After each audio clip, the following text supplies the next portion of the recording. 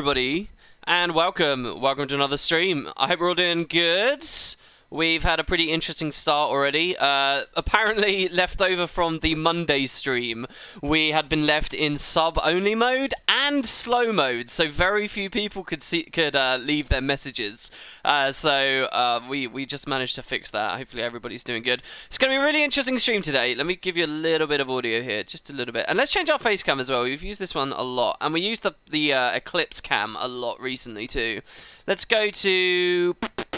I don't know. I always make that put noise. Let's use a proper classic cam today, shall we? Should we do the dog cam? Maybe? People like a dog cam? Actually, I'll tell you a camera we haven't used for ages. It's the Sitting in the Rain with Final Fantasy VIII camera. Let's do that because of the hurricanes, right? I'll say it's because of hurricanes. Look, hurricane! Oh, guys! Oh, it's storming! Oh, it's actually raining. Oh, it was raining earlier today. Alright, so anyway, hello everybody. Yeah, I'm really excited about today's stream. I think we've got some cool stuff to show off. I've been doing a lot of interesting things in Guild Wars this week, what can I say? And a lot of different projects and things have just kind of fired and just triggered. So, yeah, there's a lot kind of to get through.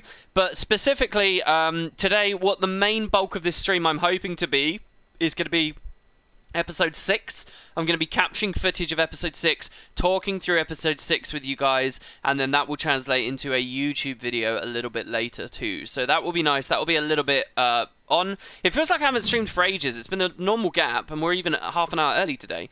But it feels like I haven't streamed for ages. I don't know if it's been the end of the month or something. We had a lot of people subbing as well. So let me just thank all of these people before we go on in. Nosh, you just hit a year. Congrats, man. That's totally badass.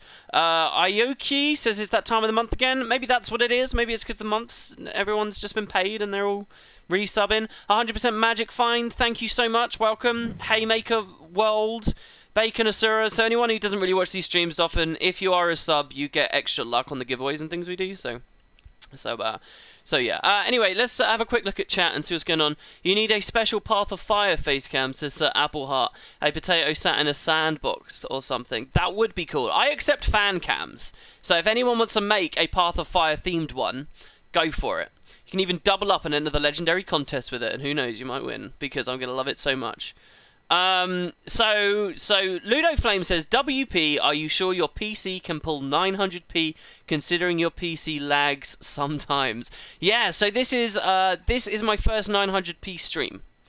I don't know how it will work. I don't know how it will handle. Maybe it will be terrible. If it is, we'll just go back to a regular style stream and it's not a problem. This is a 900p stream, so if you have good internet and you choose source quality now, you will get a 60 FPS stream, but it will be it won't quite be 1080p, but it will be slightly higher resolution. So this is a nice middle ground. Basically, it's the amount of bitrate you need to push a 1080 by 60 stream is insane. And most people on Twitch aren't watching full screen. Type a 2 in chat right now if you're watching in full screen. Type a 1 if you're in a window. Most people are in Windows, and the numbers that come in chat in a second should hopefully prove that. Because they like to see chat on the side and blah blah blah. People don't really full screen Twitch streams. So there's no point really doing 1080p.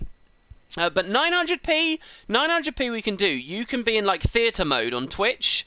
So you can have Chrome open, you can full screen Chrome, you can be in Twitch theater mode. And a 900p stream, you're pretty much getting the value out of that resolution. Especially if you're on a 2560 by 1440 monitor like I am. So anyway, technical things and stuff and whatever.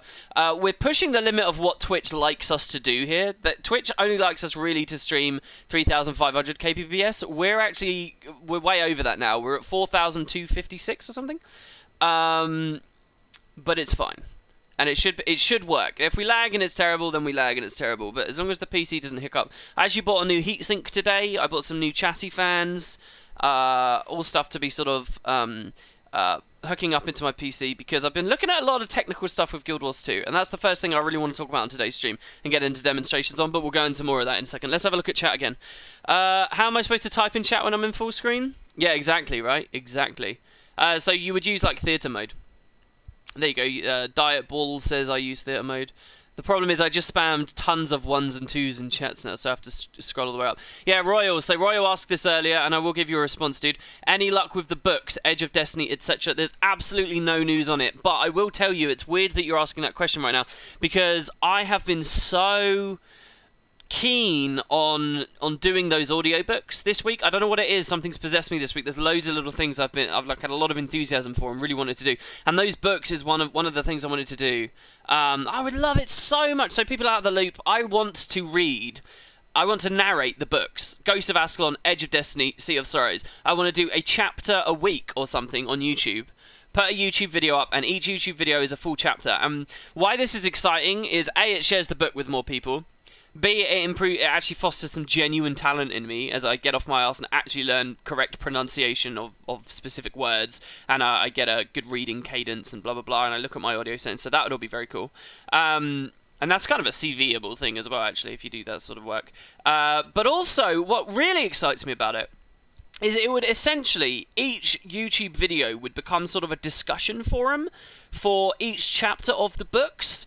And that is thrilling to me. I love the thought that we'd have a ton of comments of people talking about how they took to various characters in each chapter. You know how, like, pick any favourite TV show of yours. My favourite TV show at the moment of this year so far has been Breaking Bad. Not Breaking Bad, Jesus Christ. But Better Call Saul Season 3, right? Pick any show you like. Every episode of Better Call Saul, you get to go online and you get to look at the subreddit for that specific show, and everyone's got all their ideas about what's coming up. They've got their responses and reactions to the characters and stuff. I'd love that for the novels. As much as I detest the middle novel, I don't detest it. It's such exaggeration. But you get what I mean. It's not the best. But I'd love that, and I'd love to see what people think. I think that'd be so cool. But there's like lots of companies involved, and there's this thing called copyright, apparently, which is this weird thing where you can't steal other people's work and just rebroadcast it. I don't know what the hell's going on there. I know, right? But yeah. So anyway, I think there's a very low chance, but I'm trying to get permission to be able to do it. Nosh says, I can't stick around though. I'm in the crunch for your finals. Have a nice stream and see you soon. Oh, dude, that's so cool of you to have come and thought of that, and now you're you're in the middle of all your other busy stuff. That's really cool, dude. So people are asking about the next branch of the guild. I'll talk about that soon. The dog camera is brilliant. Why did the bike fall over? Because it was tired. Why is that terrible pun there?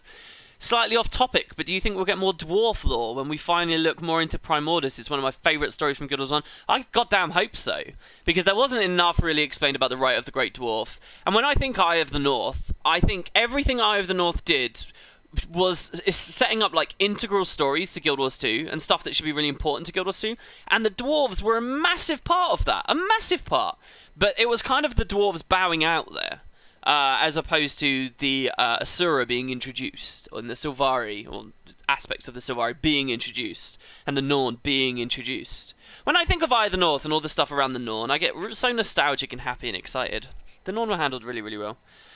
Anyway, so let's scroll down. WP, when POF comes out, I'm going to max level a character. What class? I already use Warrior and Rev. You could go for the third heavy, just because you'd get that ease of access of sharing all the armor and stuff, or you could finally start exploring a new armor class. If you went Guardian, you'd do sort of similar for heavy what I did with lights way back when, about a year before Heart of Thorns came out. I started looking at all the lights, and I sort of said I had dominion over those, and that carried through for a very long time. Royal says, okay, well, we'll get into this. Alright, so wait, hold on. RMZman30 says, that's a great idea. I was considering buying the books. Would you recommend? If you're a big Guild Wars fan, I would recommend. If you're just a general fantasy fan, and I'm not quite sure why you're on this stream if you are, if you're just a fantasy fan, I wouldn't recommend, unless you're into particularly into that sort of, the word I've enjoyed using lately is adolescent. That like adolescent brand of that young adult sort of flavor of fantasy novels. If you're a huge fan of that stuff, then go for it. But if you've sort of grown out of it, then maybe don't. Bruh, audiobooks would be coming for that loot.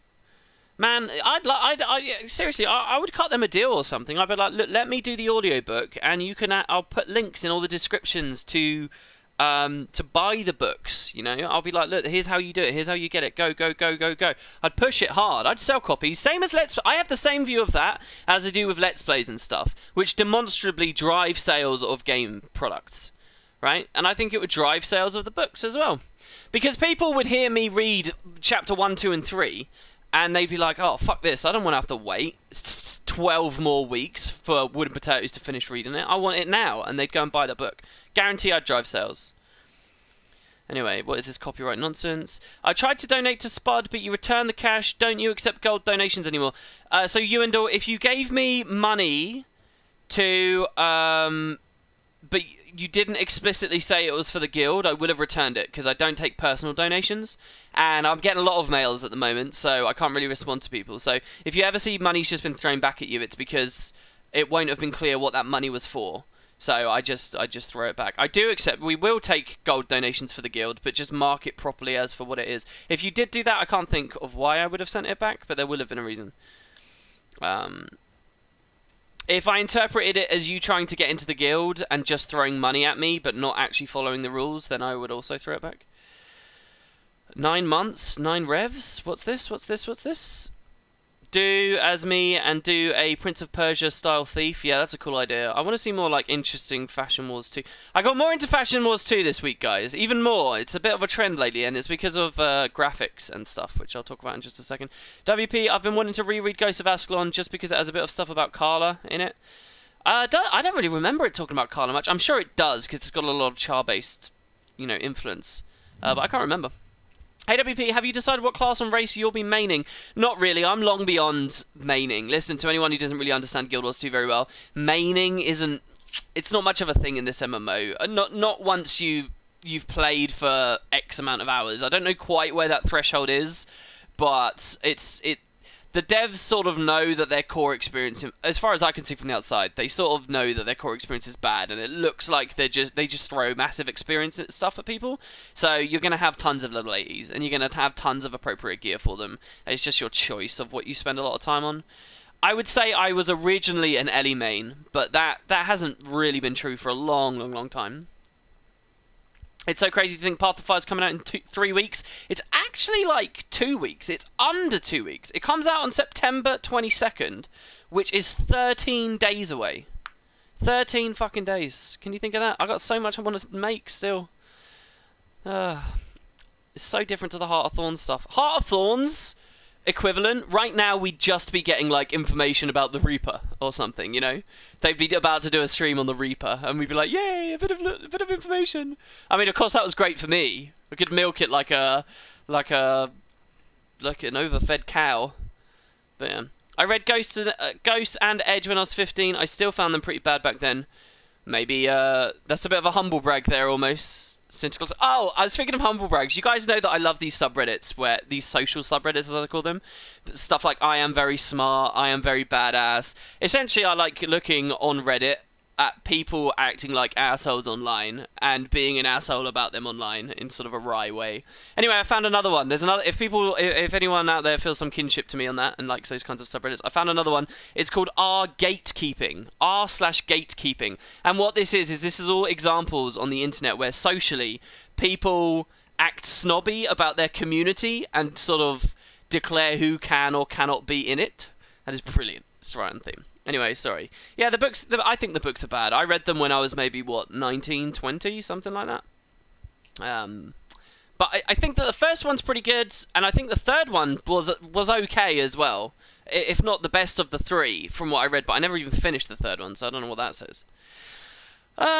People would be like, I really enjoy this book without the Cantham voice. Perhaps it would be better if I read it myself. Yeah, oh god, can you imagine? See, that would be interesting. That would push some skill set. I wonder whether I would do accents. I wonder, it would be curious, wouldn't it? I think it would be cool. WP business strat advice. I'm not quite sure what. Oh yeah, oh god, I must be really fast scrolled up in chat. Andrew said I've started doing T4 fractals on my Ellie, and I was wondering if heal/support Tempest is worth it. Andrews. Oh my god, I can't believe you're asking me this question. Everyone, let's just take a second. Let's listen. I'm going to reread this. Listen very carefully, guys. The question is this.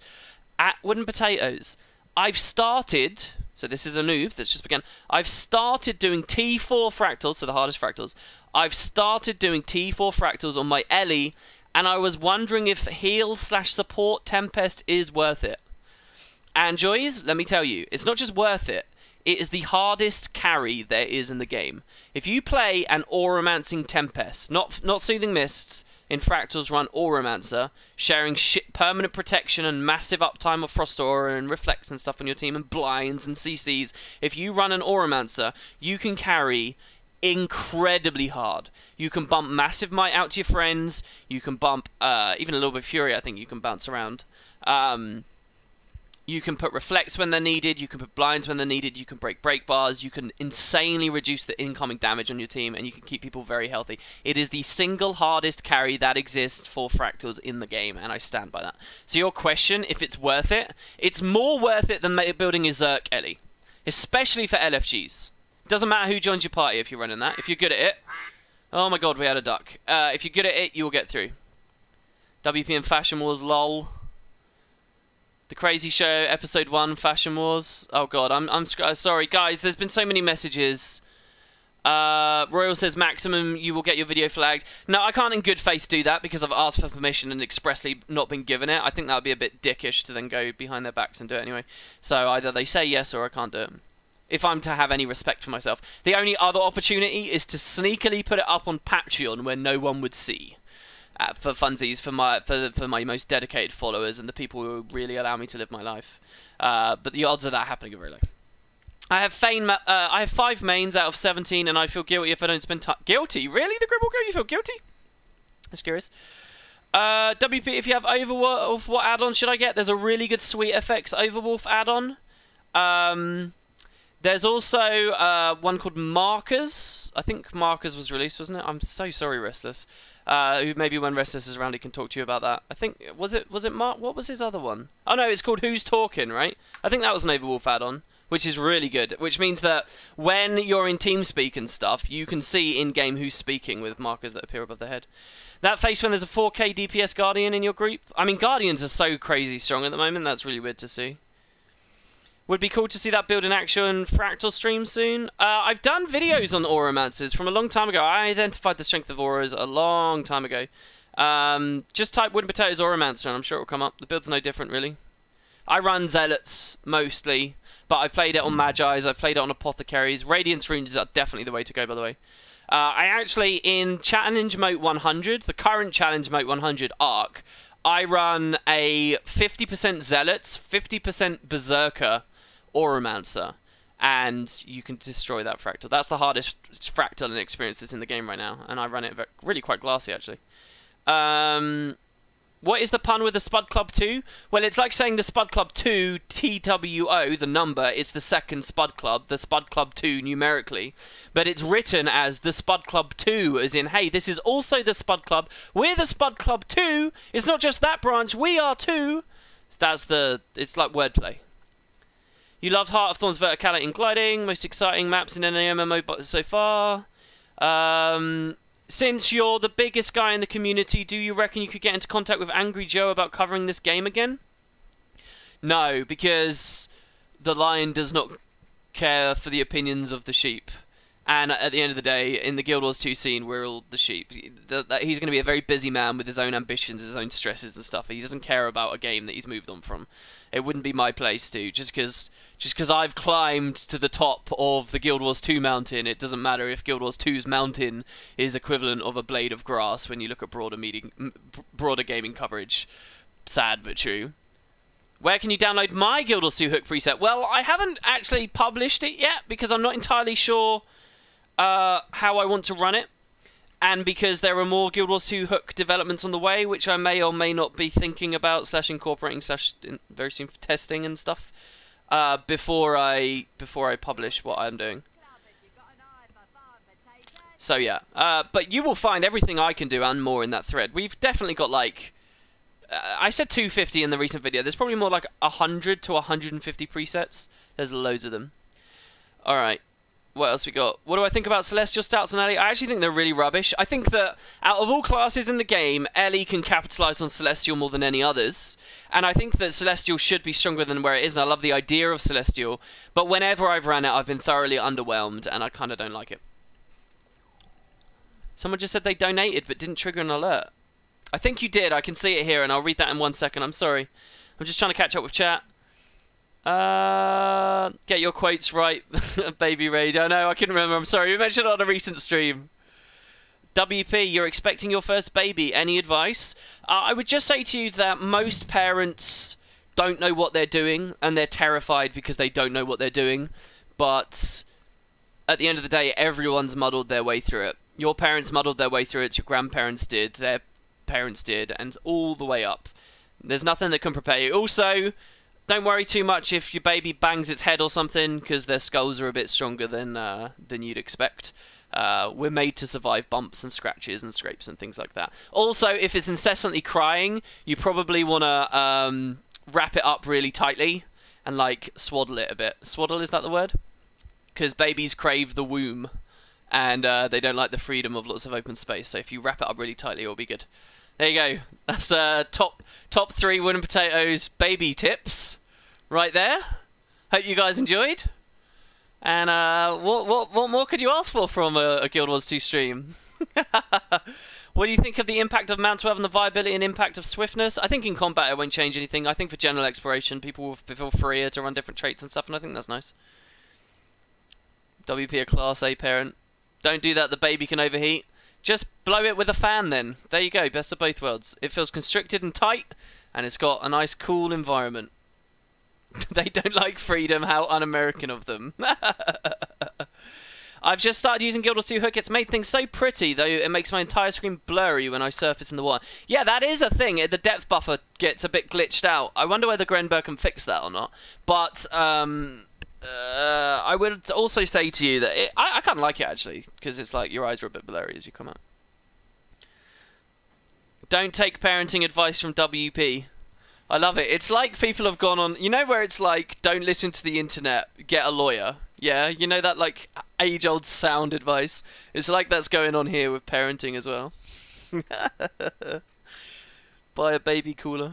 Are those things? Alright, anyway, so, holy crap, 6 minutes ago, Wildfire7170 said, I forgot to use your link when I pre-ordered Path of Fire, but I still want to show you my support. Dude, that's so cool! A couple of people have done that recently. That's so lovely of you. Thank you very much. I don't know what to say. Thank you. Yeah, if you guys are going to get... Oh, God, I'm dying here. If you guys are going to get Path of Fire, and you use the link of your favourite content creator, it does help them out a bit. I'm sure a lot of people will have forgotten to do that. You're a god for coming and do it, throwing a donation after that. Thank you very much. Beta, as well, a little bit later, donated £3 and said, Wooden, can you get a mod to DM your biz email? Wow, Beta. Beta, I think I saw a message from you somewhere. Are you trying to get in contact with me about a game starting with L? Because I think when I was reading through comments a little bit vaguely earlier, I saw something about that, but I didn't respond to it yet. You were looking for a business email? But yeah, so if any of the mods in chat want to do that. In terms of business email, you can just give them the Gmail. League of Legends? No, it's not League of Legends. And yes, it was an L game. Okay, I'll just tell you, right, I don't really know much about that L game, and I think your odds are very low of me doing anything, but yeah, I'm happy to hear. Lild Wars 2. Alright, anyway, Lexu. Thanks very much. Wow, 25 months, Lexi. Jesus. Hey, WP, expecting your first baby. That was from Glassy Ducky. Oh, that was attached to a sub, was it? Nature Dead. Great stream, great vids, great potato. Thanks very much. I'm not sure what's great about the stream right now. We've just been chit-chatting. Okay, so first of all, let's go in game. I want to talk, and this is where we get to see if the 900p stream works well. You guys ready? 3, 2, 1. Oh. Well, this has got nothing to do with the 900p stream. There we go. There we go. That had nothing to do with 900p. That's because I've been changing some other stuff based on something else I'll be showing you guys later. But, okay, so we're in ore. And the graphics look all horrible and stuff right now, don't they? But that's just because I've got shaders on low. So let's put the shaders on high. Voila. And then let's turn on post-processing. That's nice. So this is vanilla Guild Wars 2. This is not Guild Wars 2 Hook. This is vanilla Guild Wars 2, vanilla Kershaw. And obviously it's not going to look that great. But the resolution should be a bit higher, and we should still be getting a nice steady over 60 frames here. We're waddling around high 60s and 70s, of which you guys are seeing 60 of them. So it should all be good, and we've dropped 0 frames. Hopefully there's no like lagginess as there were on some streams earlier in the week. And that's cool. Okay, so a bit of news, big news. A lot of you guys will already know this if you've been watching the channel today. And I'm saying this not just to the people live, but also the Wooden Potatoes 2 people in the future. We've just opened a new branch of Spud. There is a new branch. So no longer is the Spud Club a measly 500 members, all right? We've now got the opportunity to double it. So here's the regular Spud Club. The icon, the emblem there, you'll see is that book with the sun. Can you see? Well, now we've got another book, but a blue sun this time. Woo! And we've just started accepting invites. So there's 44 people in already, just after I did that video a couple of hours ago. So the information to get into that is all in the Discord and is all fine and dandy. And the more the better. I would love you guys to join. We're hoping to get this to 500 members right as Path of Fire comes out. We can build the Vabian Guild Hall. It is open, and a stream is a great place to mention that because lots of people will be curious. Please join if you're looking for a real friendly community. If you don't have other friends, if you don't have another guild, if you're looking for a bunch of people to genuinely chit-chat with a lot, please do come. Please do be a part of the community. Make some new friends. Every one of these 40 people is essentially someone new. None of us know each other. We're all just figuring out who we are. Some of these people could be assholes. Many of them could be loving, lovely, sweet people. We don't know. It's all fresh and it's all new. The only people who are returning are a couple from the other guild and the GMs and myself.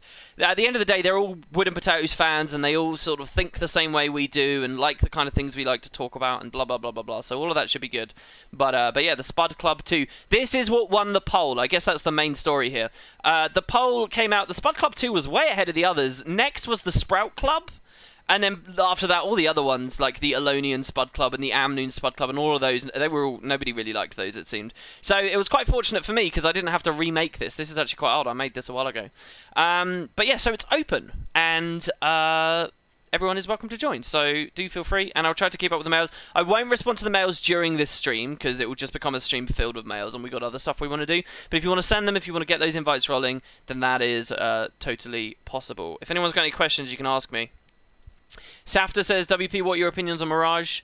I like what it's going for. I think it obviously needs some changes, but many of the elite specs need some changes. I actually think Mirage has some of the most interesting interactions of all.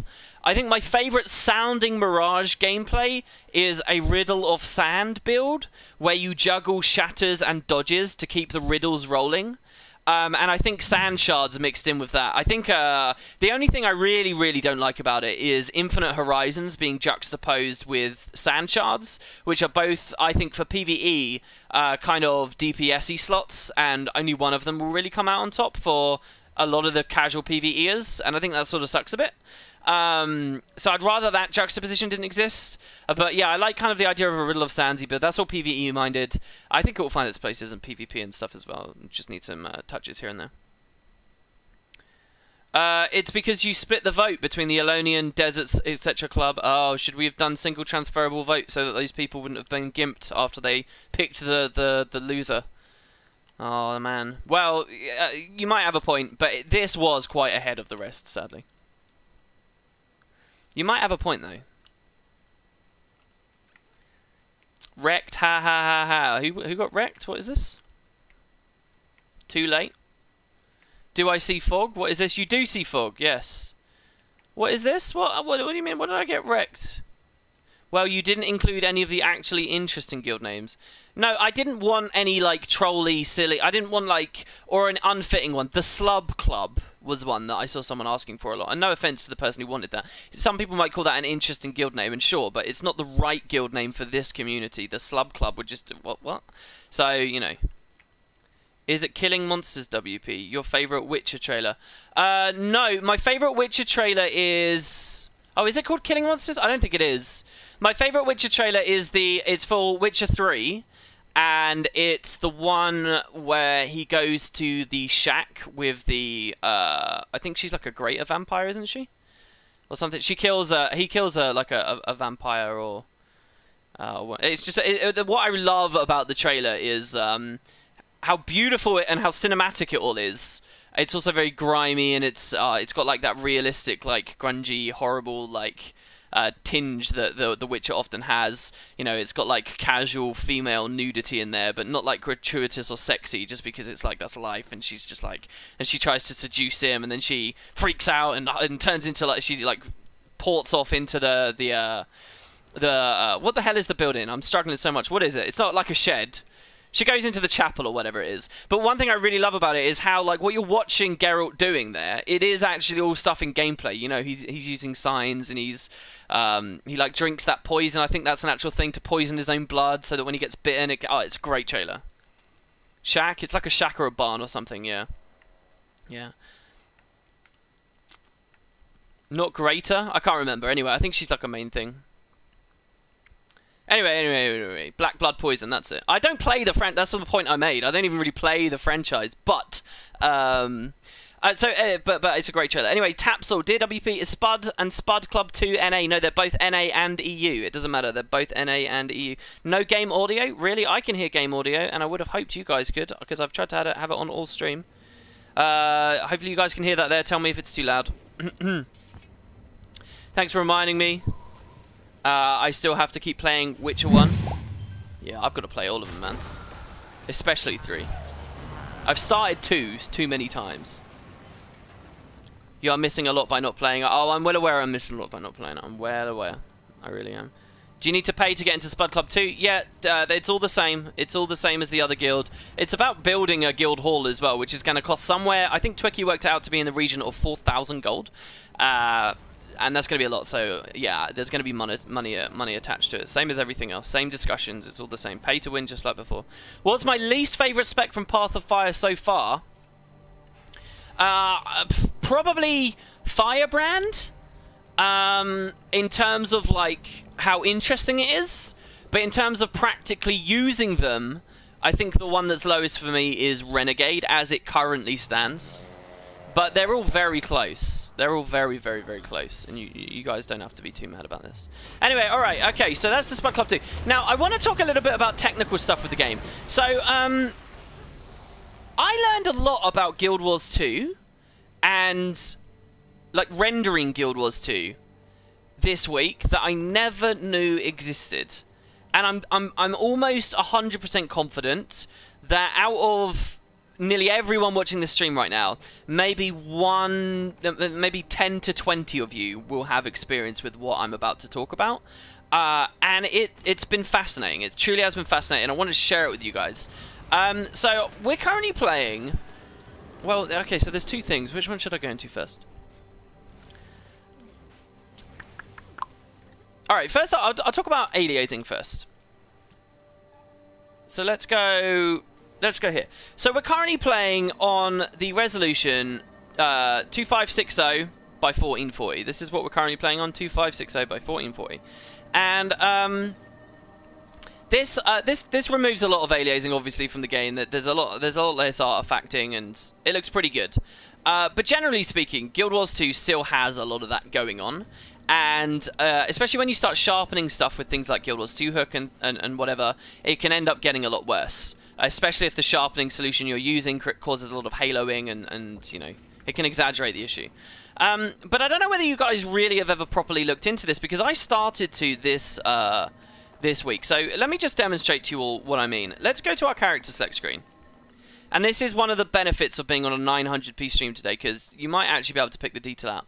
So when I'm talking about aliasing and I'm talking about jaggies and trying to get rid of them and that video gaminess, hopefully I can demonstrate it right here on this Revenant. So I made this Revenant recently. This is my Condi Rev. A lot of people have actually complimented the way this guy looks, so I'm going to call it a success on Fashion Wars 2. But sort of the centerpiece of it is this Abaddon theme, right? And especially the Abaddon headpiece up here. I really like this helmet. A lot of people don't use it because it's kind of quite extreme. But the thing about this helmet is it's very, very detailed. There's a lot going on, a lot of sharp, straight angles on this helmet, and because they're all very small, this is like a warm, wet place to mold, right? This is a place that you're going to see a lot of artifacts, right? And you're going to see a lot of aliasing. So hopefully you can see it right here on the screen, right? Each of these little teeth, these jagged little teeth, as my character breathes and moves, you'll notice the teeth are like shimmering a little bit. Can you guys see that? You're going to have to full screen the stream to notice that. You'll notice they're shimmering. And you'll notice the eyes, right? The eyes themselves are like red and supposed to be fiery, and there's obviously a bit of an animation there. But the edges of the eyes that I'm trying to show you with the cursor here, there's also a lot of like white shimmering going on. Yeah? And you'll notice in a lot of these little areas, there's this kind of this shimmer, right? And this is basically this is a consequence of artifacting, because we have no good anti-aliasing solution in place right now. So Guild Wars 2 does, and I'll give you another example before we continue this discussion, just so that you guys know what I'm talking about. And I think that the aerodrome is a really good place to show it off, and the aerodrome is a place that a lot of raiders will be using as well, or visiting quite frequently. So let's go to the aerodrome here. Nobody is probably seeing this WP, too little bitrate for that. It's not necessarily bitrate, it's just raw resolution at this point, I would say. But yeah. It's actually visible in stream, just barely though. Well, here's a better example for you guys, so that you guys know what I'm talking about. Over here, we've got all of this scaffolding on this wall. And you guys may be more than familiar with this. But you'll notice as I move left and right here, you'll notice that the scaffolding is like shimmering. You guys might be so used to playing video games, you sort of, this becomes white noise to you, and your brain sort of like corrects it out and doesn't allow you to see it anymore. But it's there, and it's actually quite major. So the more you move as well, you'll see like they're vibrating, right? Like each of these vertical beams, they're vibrating, they're flashing a little bit, right? This shimmer, again, is because of this is a very high detail area with very like hard striking vertical and horizontal lines, right? And so anti-aliasing, you get a lot of crawl over their texture core. It looks a bit gross. So things close up generally won't be as bad. So this wagon, if we come really close to this big old wagon with a nice big wheel, and we move left and right, it's not doing that because, you know, it's got lots of space, right? So that you can, you know, there's lots of pixels encompassing this area. But the more high detail stuff you get in small areas of the screen, like looking at the scaffolding from a distance, or looking at something very small like this helmet, the worse it gets. And once you're used to seeing this, if you become a bit snobby about it, it's very hard to unsee it. So I've always lived with this. This is just this is a very rudimentary description of aliasing in games. The lower resolution you play at, the worse that stuff looks. The higher resolution, the better it looks, and the more it goes away. And so already, mine's pretty good. It's you know, it's pretty low already, just by virtue of the fact I'm not on a 1080p monitor like most of the gaming population is. I'm not on a 16:10 monitor either, which is what they developed the game on. I'm actually on a 1440p monitor, so it's actually a bit better for me. But it kind of came to the foreground again because of Guild Wars 2 Hook, and that's because of depth of field. So this is what spurred me into looking at all of this week. And trust me, this is going somewhere very cool, guys. So I'm a big fan of what Guild Wars 2 Hook just did to inject under the user interface. Specifically, I really like the idea of using depth effects. And I think one of the best places to see these young beetles, man. I think one of the best places to see depth effects in Guild Wars 2 is here in the jungle maps, because, you know, they're so vast and they've got so much going on, and they're typically very, very interesting, right?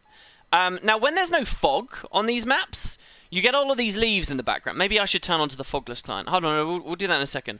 But if you look at, like, leaves, yeah, so there's lots of fog, so it can make it a bit difficult to see right now. Imagine if there's no fog and you can see those trees up in that canopy up there. Again, you'll get the same problem. It'll be like the scaffolding, but everywhere. And when you run a depth of field, when you run depth blur, sorry, on top of that, if you're holding your camera still, like so, it looks gorgeous. It's amazing for screenshots. It's very clear. The Vaseline, essentially, that you've rubbed on the screen, it's beautiful. But the second you start moving, the shimmering starts happening. And when the shimmering happens behind the depth blur, it looks awful. It makes depth blur, even if the blur itself is of a reasonably high quality and a reasonably high standard on whatever, you know, setting you've chosen to run it on, whatever shader you've picked, it looks terrible. And that happens constantly in Guild Wars 2. So I was finding that even though now we have depth effects that don't turn off because of networking, and even though we have depth effects that work under the UI, I still wasn't happy with it. I still thought that this looked really gross, and all the shimmering that was going on in the background was really making the depth effects look super ugly. So I set out trying to find a solution. And I did find a solution. So let me move away from these guys so that we don't get into trouble here. And I want to show you guys something. So currently I'm playing vanilla Guild Wars 2. Vanilla, right? We've got fog everywhere. You can quite obviously see the fog. It's all over the goddamn place. I'm going to go back to the cursed shore, which is the first thing I want to demonstrate. And I want to talk about fog just for a moment. I'm kind of giving you two stories at once here, but trust me, it will all work in the end. It will all dovetail together. You can see what it's like when we have no script. It's because of the way the GPU translates 3D meshes into a pixel grid, says Inktide. There you go, nice technical description there. So, Cursed Shore, like all maps, has fog. And I just want you guys to pay attention in Cursed Shore to this here, because we're going to turn off this client in a second. Now, similar to the scaffolding we were looking at earlier, this is weird to have a Spud member here.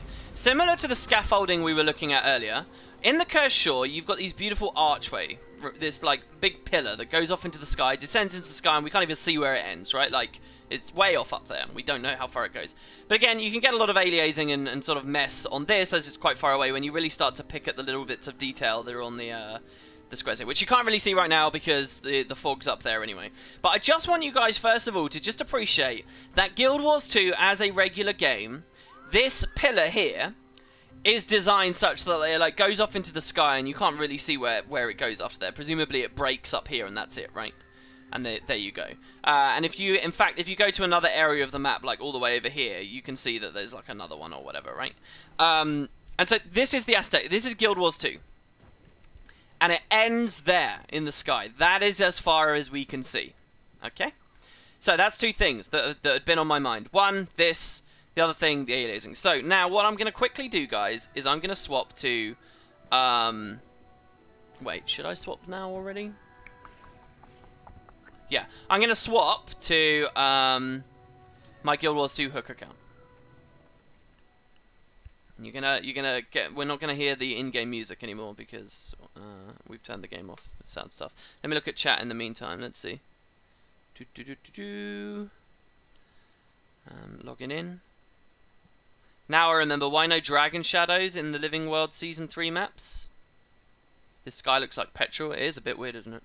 Oh, do you mean Shadow the Dragon? Do you mean the boss we fight in Season 2? Yeah, I've wondered that as well. But I think that it's nice that they left it as a particular boss. Maybe they should have had it in the background where we can't really see. Oh, what is this? Just wanted to let you know that your admins on the Spud NA raiding Discord are doing a great job. Keep up the awesome work. Yeah, they're amazing. The Spud raiders and the guys that run that, they're all super cool. And they put way more effort in than I ever have with the raiding scene. They're really, really badass. Alright. So, now we're on a Guild Wars 2 hook version of the game. So I've got, you know, I've got some different effects here, changing the lighting and stuff. It's still pretty bad in terms of aliasing and so on. But I want to show you guys what happens to the game when there's no fog. And particularly I want to show you in Cursed Shore, because it's quite revealing. You lied about there being no sound. Well, there is now. So on this preset right now, I have a little bit of depth blur going on. It's actually depth haze I've got running. But now there's no fog. So we're back in Cursed Shore, no fog this time. And you'll notice immediately we can see stuff flying around in the sky that we couldn't before. Alright?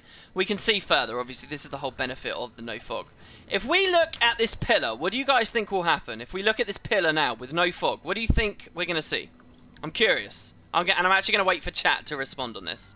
What will happen when we look up at that pillar? And in the meantime, I'll give you a comparison now in Auric Basin, just for fun, while we wait for stream delay and so forth. Ah, the game is so naked. Ewendell says it breaks. Someone says full pillar. Someone says it's a full arch. A cut-off midway pillar. A dick, says Fat Sergeant Squirrel. So here's no mist in this map. And now you'll notice we can see all the way back to those walls back there, and they're like subtly hazed over. All because of Guild Wars 2 hook this is. And here we can see all of these. But look what the aliasing going on the leaves over there. Look at the amount of shimmer there is as I move, right? And this is what looks horrible when you've got depth. So this is how good this area looks now, yeah? And I think we'll all agree this looks fucking awesome, just by the way. Or at least I think it does anyway. It changes the feel of the map, obviously, but I think it works really well here. I love seeing those cliffs back there. Someone says, I don't like this shadow bug. I'm not sure what shadow bug you're talking about. So, okay, so there we go. Stream delay's done. Let's go back. How's your FPS go with no fog? It doesn't actually change, and I've heard some people say that their FPS goes higher when the client doesn't have to render the fog. So I don't know. Alright, let's look up at the pillar. Oh, look. It goes a lot goddamn higher, doesn't it? It goes way higher. This is about the max we could see before. And yes, it's true. This pillar actually, though by default the devs would have you think that it just ends, what they've actually got here is a full archway that goes all the way through Guild Wars 2, right? That goes all the way off into the distance over there and then lands down the other side. But as we all know, the fog is there because there is a maximum draw distance and you get a bit of pop in, right? So that's the hard cut, but we know that there is an arch further along. It's just we can't see it because there is a further there is a bit of pop. So that's really interesting.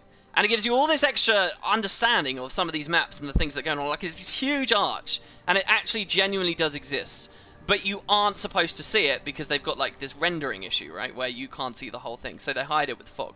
Imagine if fog wasn't here by default because this wasn't a problem, alright? So, that's that side of the story. We will return to the arch in just a moment. Let's talk about the aliasing. So one way in which you can improve anti-aliasing... implement anti... Let's go back, alright? Let's go back in game. So, first of all, ArenaNet have their own methods of AA that you can trigger. They're in your graphics settings, and they do work, they do function. So, I play at a very high resolution, so these really do very little, almost nothing for me. But there are some options for you. First, there's FXAA, which is incredibly lightweight, and in my opinion, it's quite ugly. I actually don't like FFXAA very much, but it's quite ugly. I barely see any difference, and you're certainly not going to see any difference on the stream. But this will, you know, this will remove a little bit of the jaggedness that can appear on some hard lines.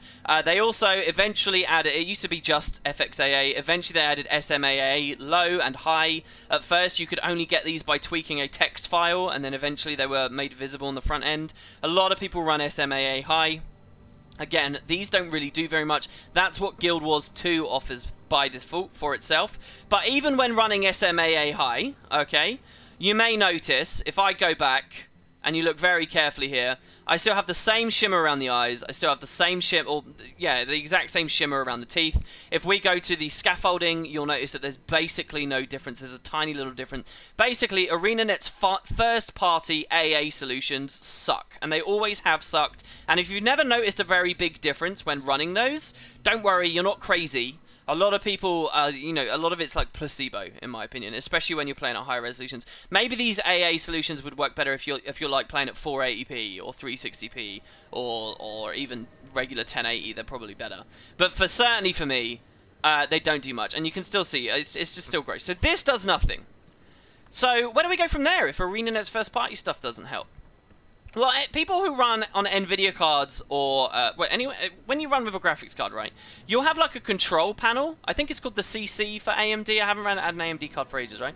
So I have an Nvidia graphics card, an Nvidia GPU, and what I've got on my desktop now, I won't show you this on stream. What I've got is the Nvidia control panel, and in the Nvidia control panel, you can run various global settings across all games, or you can set up specific profiles for specific games and force the Nvidia implementation of various effects like ambient occlusion and anisotropic filtering and various forms of anti-aliasing. So the question becomes, alright, if ArenaNet's first-party AA solutions aren't that good, what about Nvidia's ones? And you may have played with those before. This is still pretty common. You may have played with those before. But you might know, now I can't demonstrate this, but you might notice that if you run like oh god, what's it called?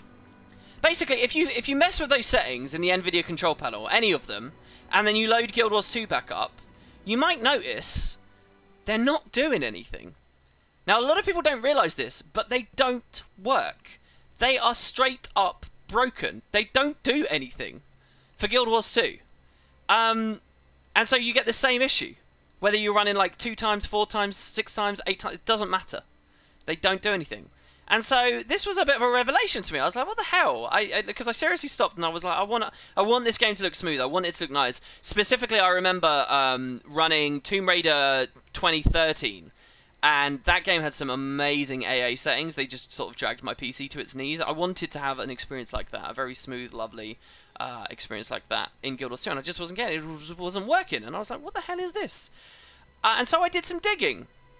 And it turns out this quite often happens with Nvidia and the Nvidia control center, control panel. Quite often, the solutions that they have exposed to the community, right, and to their customers, aren't good enough. But your card is capable of running a good AA solution. You just have to go a little bit further. So there is a tool out there called the Nvidia Profile Inspector.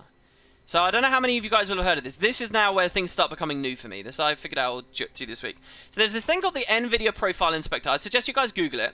Basically what this is it's software that allows you to overclock your card if you like, but also you can go in with much finer detail and look at a ton more settings. It's kind of like Nvidia Control Panel++.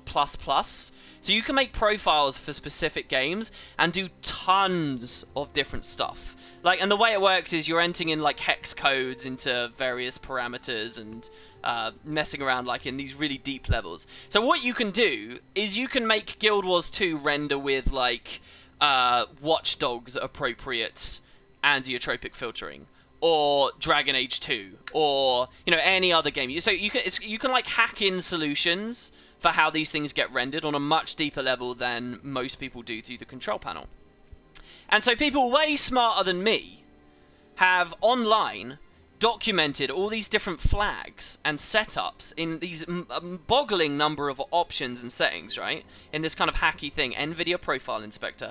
They've like, for all these different games, people who are proper tweakers and tuners have found like the perfect settings that you can run across your games to make things look good. And to my absolute astonishment, over the 5 years of Guild Wars 2 existing, there have been like 3 or 4 different people who have looked at Guild Wars 2 and tried to eliminate Guild Wars 2's jaggies. And so, if you get the Nvidia, and their efforts, okay, have been documented in a massive spreadsheet that's out there online. If SCX is in chat, maybe the Google one so you can find it. They have documented these specific tweaks in this massive spreadsheet for Guild Wars 2. And even better, they are also hosting a configuration file called a .nip that you can load into the Profile Inspector, and it will change Guild Wars 2's AA rendering to be beautiful. And so it's this whole thing you can go through, it's something I was doing this week. There is a slight downside. Okay, so I'll show you guys what that looks like now. I'll show you what that looks like.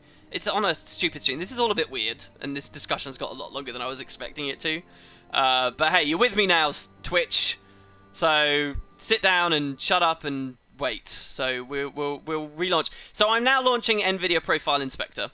Okay, and I'm gonna apply these like hacks. They're not hacks. I don't know how best do I describe them. Maybe someone smarter than me in chat can talk about this.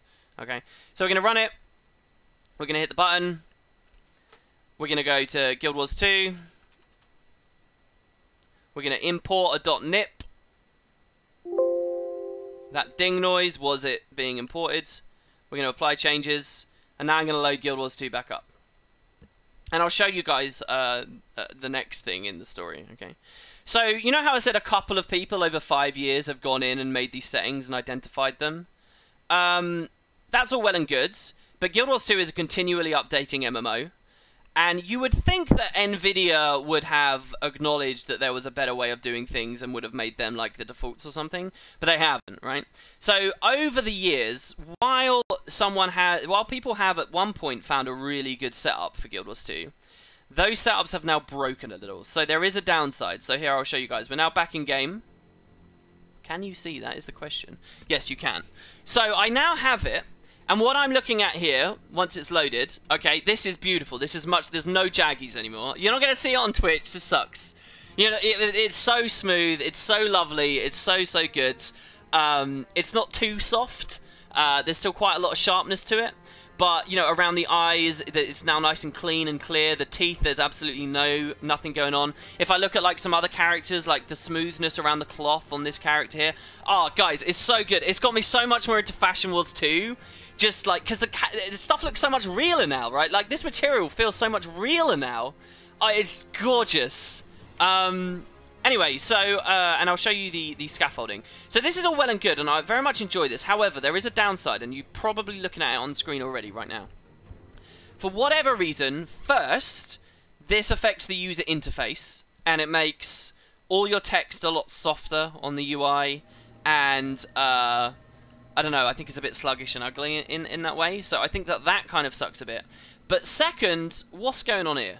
At the top of the screen, there's like a bar here. And on the left of the screen, there's like a bar here. And there's nothing I can do to fix them. I don't know when this happened or why this happened, but you kind of have to live with it. Now, you can turn post-processing off in-game to get rid of it, so that's now gone, as you guys can see. But if you look really closely on stream right now, you'll notice that kind of, I don't know, there's something odd going on up there, and I don't know what it is, on the top and the left of the client. And it's really frustrating. I'm not sure what it is. This also comes with a bit of a frame hit, so now while I'm streaming and I'm running Guild Wars 2 Hook and stuff, well, actually, this is a totally different client, so you can't look at this frames and make that comparison. It's a frame hit of like 10 or something like that, maybe 15 or worse. But the game looks so good now, and now the depth of field works, and now everything's gorgeous, and we can go to Auric Basin. And this is kind of the way that I really like the way that the game looks. It's just got this problem, and it's really frustrating. So anyway, there's this whole side of things that was very fun for me to explore. I never knew about before. You read these threads of these people discussing how to like min-max the way Guild Wars 2 looks and stuff, and the results are truly astounding. And I just never knew any of it was going on in the past, really, ever. So if you play with a very high resolution monitor or anything like that, or you're interested in this, then there you go. That's a whole side of things that I learned that I found very interesting and wanted to share somewhere. I knew it wasn't interesting enough to do maybe on YouTube. Holy shit, we just got a charged lodestone from a random kill. That is crazy. What? Holy crap. I thought it would be something cool to share with you guys on the stream. Now, what about this arch? What about this horrible popping in and out arch? You just saw it pop in and out a second ago as well. So there is another thing. If you don't like this border here and you don't like this border here, there is another way to get rid of jaggies that doesn't involve Nvidia Profile Inspector. And this people will be a lot more familiar with and is a much more common solution. And it's this thing called Dynamic Super Resolution. Type a 1 in chat if you know what DSR is. Because I'm anticipating a lot of people should know what DSR is. But I'd never properly played with it with Guild Wars 2, and I learned a little something about the Guild Wars 2 rendering engine as well, which is kind of the final point that I want to make here. So there you go, there's quite a few people that know what DSR is. So DSR is essentially, the idea is that you render the game at a much higher resolution than your monitor can actually, supports. So my monitor only has a finite number of pixels on it. It's got 2,560 across, and then it's got 1,440 rows of those all the way down. So that's exactly how many pixels there are. There are 2,560 by 1440. That's how many, and I can render Guild Wars 2 to be bigger than that. We'll only ever see that many pixels, right? So what DSR is you're rendering the game to be much bigger than your monitor can handle, and then shrinking it back down to fill the same screen space. And you might be like, why would you ever want to do that, Wooden Potatoes? That's so weird. There's no point. You're not going to get more detail out of the game. It does have one pleasant consequence, though. It evens out, sort of across the screen space or whatever, aliasing artifacting, right? So it is actually a method of anti-aliasing. And it's quite a costly one, but it is totally possible, and it is a thing. And so this is another solution for you. Now, using DSR is actually more beautiful than the Nvidia Profile Inspector thing I just showed you guys. It's really beautiful. It has its own downside. So what we're going to do is we're going to take a 2560 by 1440 resolution right now, and we're going to quadruple it. All right, so here, let's first full screen, all right? So let's go full screen. Hopefully that worked. I'll put my refresh rate up as well. All right, so we're regular full screen now. Okay, and what I'm going to do is I'm going to bump this. I'm going to times it by 4. So this is going to be higher than 4K, I think? Or is this exactly 4K? I'm not sure. All right, this is very, very high, we're about to see. You know, people always whinging about 4K support. You know how the higher resolution you render the game at, the user interface doesn't scale with it? You're about to experience that. So here we go. And I really hope this is working, because I'm not going to be able to see chat at all here. God, if this isn't working, it's going to suck. I actually can't see chat in any way. Hold on, hold on. I'm going to get my laptop. This is so bad, because I can't use my second monitor right now. Let me turn on twitch.tv on my laptop to see. Hopefully you guys are still with me, and hopefully you can see my glorious looking Rev here. because I did try to set this up before the stream to show you guys. Because streaming at such high resolutions is not something anyone would reasonably ever do. Obviously, we're downscaling that all the way down to 900p, but still. So I'm just loading up Wooden Potatoes' stream right now, and it's lagging a bit. But here, what we've got, again, is a similar sort of image, but Guild Wars 2 thinks it's being rendered... Someone says this is so much more jagged than before. Well, it's not. Maybe something about the way that OBS is working and stretching things has made it look that way on chat. Someone says, yeah, jagged as all hell. That's interesting. Well, that's just OBS. I promise you guys, in-game, there's absolutely none. There is zero artifacting here. So it's absolutely gorgeous. It is truly, truly, truly the way I would love to play Guild Wars 2. But there's a downside to this as well. And the downside to this is the size of the UI, okay? Which is obviously tiny. It also comes at another massive frame here, obviously. I'm glad you guys can see. Someone says it's it's clearly jagged. Yes, listen. I'm not denying that it might be jaggy on stream for you. That's fine, I accept it. You guys are making correct, very astute observations. It does look jaggy on stream, but I'm telling you that the actual what I'm looking at on my screen before it goes through OBS, that is not jagged. And if you were to run this on your own client, it would not be jagged. What you're looking at is a consequence of the way it's being streamed. And it's there, I accept. I'm not denying that it's there, but it's not actually here in game. All right? Yeah, you can also super sample in game, but in-game super sampling, I believe, is totally broken as well. That's a different story. That's a completely different story. But I'm pretty sure in-game super sampling is absolutely broke under a lot of circumstances. Anyway, we won't get into that today. We've already been talking about this for way too long. Anyway, so here you can get a bit of a taste, guys, of the tiny UI. All right. So this is the kind of size that we're playing the game at right now. It actually takes me ages to move my cursor around. And so it would be really, really nice if the devs did add support for 4K plus support, not just because of people who actually have monitors to support that stuff, but also so that DSR could be more functionally used by the player base, because this is glorious. Like, there is absolutely no shimmer on that on my screen right now. There's none. Not even the tiniest, eeniest little bit of shimmer as I move around here. The only shimmer I see is on this airship. This is shimmering, but then you realize that's actually just the detail of the steam on the airship blowing out. There's nothing. There's maybe a tiny bit of shimmer on the shadow on that, and that's it. Anyway, so yeah, DSR, this is another solution.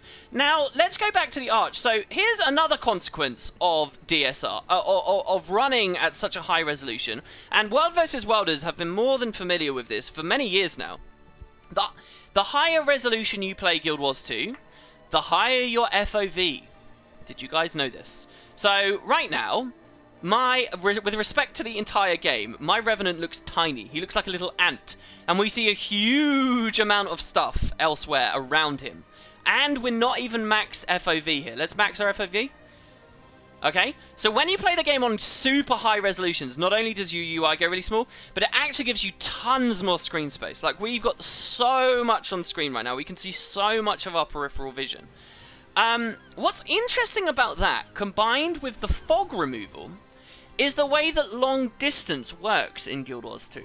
And I don't know whether you guys have ever properly looked at this, but it's very curious. So I'm showing you this here in Lion's Arch, because right now, if you look, oh, that was actually amazing. I didn't realize it was coming from so far away. Because right now, if you look over here to my cursor on the left, you'll see this bridge, and behind that you can see that lighthouse. Can you see the lighthouse there? We're looking at that from a long goddamn way away. The fog would have hidden that 20 times over in any other situation. We're looking at the lighthouse from a long way away. But interestingly, if we look directly at the lighthouse, we get kind of this fishbowl effect that I don't know why Guild Wars 2 works this way, but if you look directly at something, it disappears, as you can see. So there we've got the lighthouse, and then if we try and look directly at it, it disappears. That happens constantly.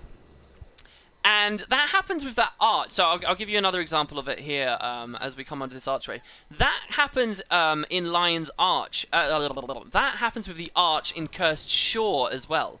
You know how we can turn fog off, but we still won't see the full arch? So there's the lighthouse, and if we look sort of close to it, it disappears. So you know that arch... we couldn't see the whole thing because of that weird fishbowling thing. And I don't know what it is, but it's totally... It just depends where you hold your camera. Now, the funny thing about playing with no fog and DSR and rendering it an incredibly high resolution, is doing all of these things together, you can manipulate how small or how little of an effect that fishbowling has now, because our field of view is so high. And the result is that now, when we've got such a high resolution, if we look up at the arch, there we go, we can actually much more comfortably, and for the first time ever actually, I don't think you can do it unless you're playing at a high resolution, we can actually now see the entire arch. Look at that. Look how cool that is. Now if we look directly at it, it will go away again. But we've actually got a lot more space this time to see and observe the full thing in its entirety, in all of its glory. For default Guild Wars 2, you can maybe only see this high, if that. And now we get all this extra detail. We can see that this chunk of the arch is actually quite different. And we can see that it really genuinely does extend through the entire map and land down there out of the map somewhere, like, you know, somewhere over here or something. And it is a full arch. So look at all this extra detail that's here, that if we play around with in the right ways, we can actually get access to. And this is true anywhere we go. The same with the lighthouse there. We can see the lighthouse in a lot more places than we would have before. It's true with this arch here. It would be true with anything in any of these maps. Another great example is... oh, this character's not been there. Let's quickly move on. Someone in chat, I think, just ran over and said, oh, damn, I can't see it. But I barely saw because their text box was so small. Let's go on to... I doubt my Guardian's been there as well. Let's go on to my Ellie.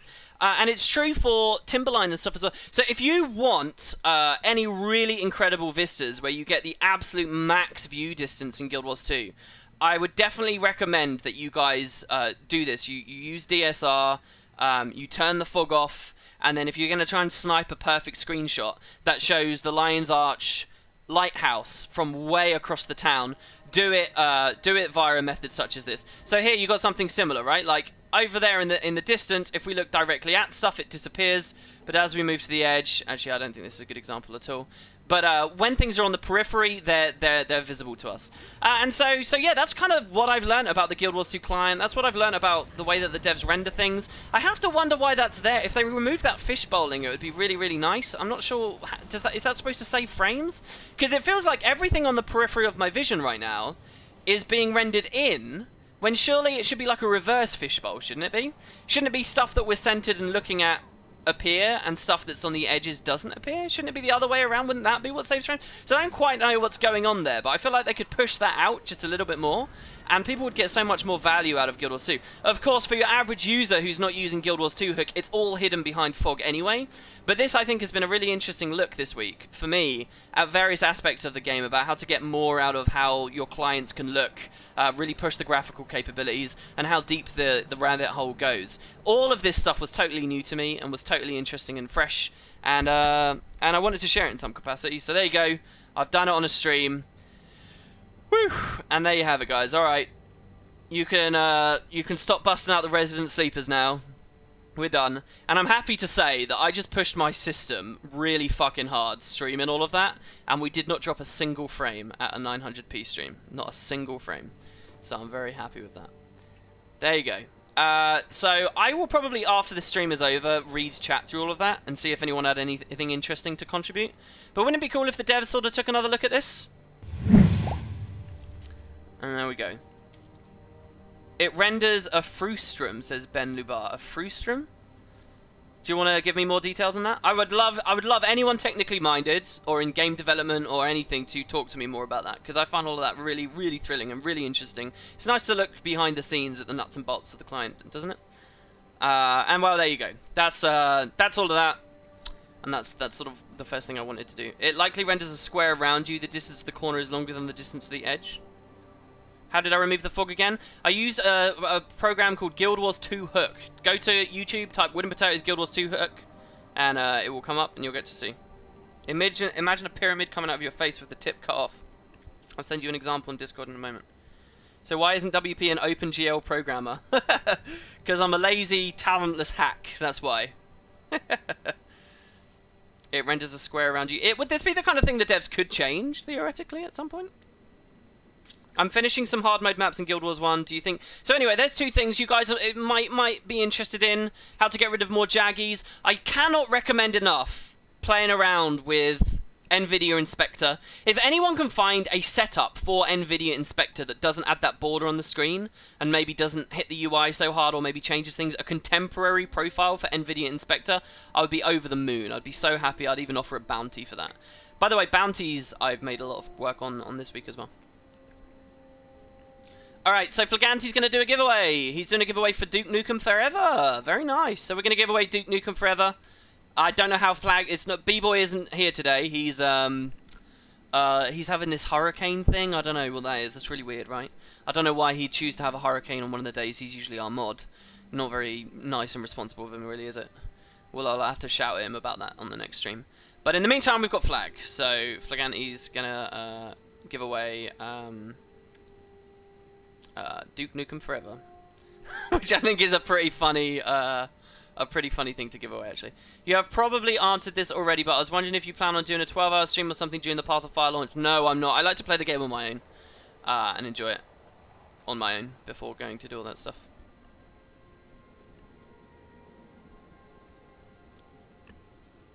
Hey WP, what's up? Says Arcticaz. What's up, man? It's good to see you. Alright, okay. Whew, so that's all of that. What else is there? I think that's it, really. Next, I just want to check something very quickly. Open world, Auric Basin. Oh, baby! Oh, baby, it's up! Guild Wars 2 Auric Basin! I know this isn't Path of Fire Dawns anymore. We're not in that series anymore. But I do need a couple more ABs. I need like 11 more ABs, I think, something like that. So I'm gonna we're gonna sneak in and we're gonna do an AB. This is the last we need to finish Heart of Thorns. In fact, do you know what, guys? Do you know what?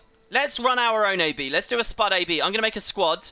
Come in game if you guys want, and we will run our own map. We'll run an AB map, and we will either succeed and all be happy and feel good, or we'll fail spectacularly and it will be interesting. This will take roughly, you know, 20 minutes or so, and then we'll get into Living World Season 3, Episode 6. We'll kick that off. And the next streams as well, over the next couple of days, we'll also do something similar.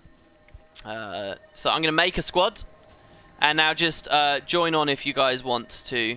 I'm going to decline those, and we'll see what we've got. So it's going to start in 2 minutes. I'm going to go on LFG as well. By the way, here's something really weird as well. If you want to know something else that's odd about the Guild Wars 2 engine, if you rep a guild that doesn't have many members, your entire UI speeds up. Your entire UI. Getting into LFG and going to looking for a group and going down here to Auric Basin and doing all this is way faster. Wood and potatoes meta. Oh yeah, we're on LFG. If you do this, everything speeds up. I don't know what that is. It's and the whole guild panel obviously speeds up. But yeah, a lot of that stuff speeds up. If you rep a 500 member guild, it slows everything down. So do be aware of that. If you're feeling like the game's a bit sluggish or whatever, then that can improve things for you, at least somewhat. Alright, so back to chat. How's it going, guys? Where can I get the Nvidia Inspector config file for Guild Wars 2? So there's a thread online. I can't remember the exact link to it, but there's a thread, right, where they've listed out tons of games, like hundreds of games. It's a Google spreadsheet. So Google for Nvidia Inspector Profile spreadsheet, master list, you know, stuff like that. You'll find it. And Guild Wars 2 is on that, and they've got the zip is on there. If people can't find it, I'll host it myself. But yeah, did I see that Angel McCoy left ArenaNet? Yeah, I heard of this earlier. What's the actual source of that? I'm guessing that it's people being jerks generally about that and saying mean things, as usually happens when her name comes up. I'm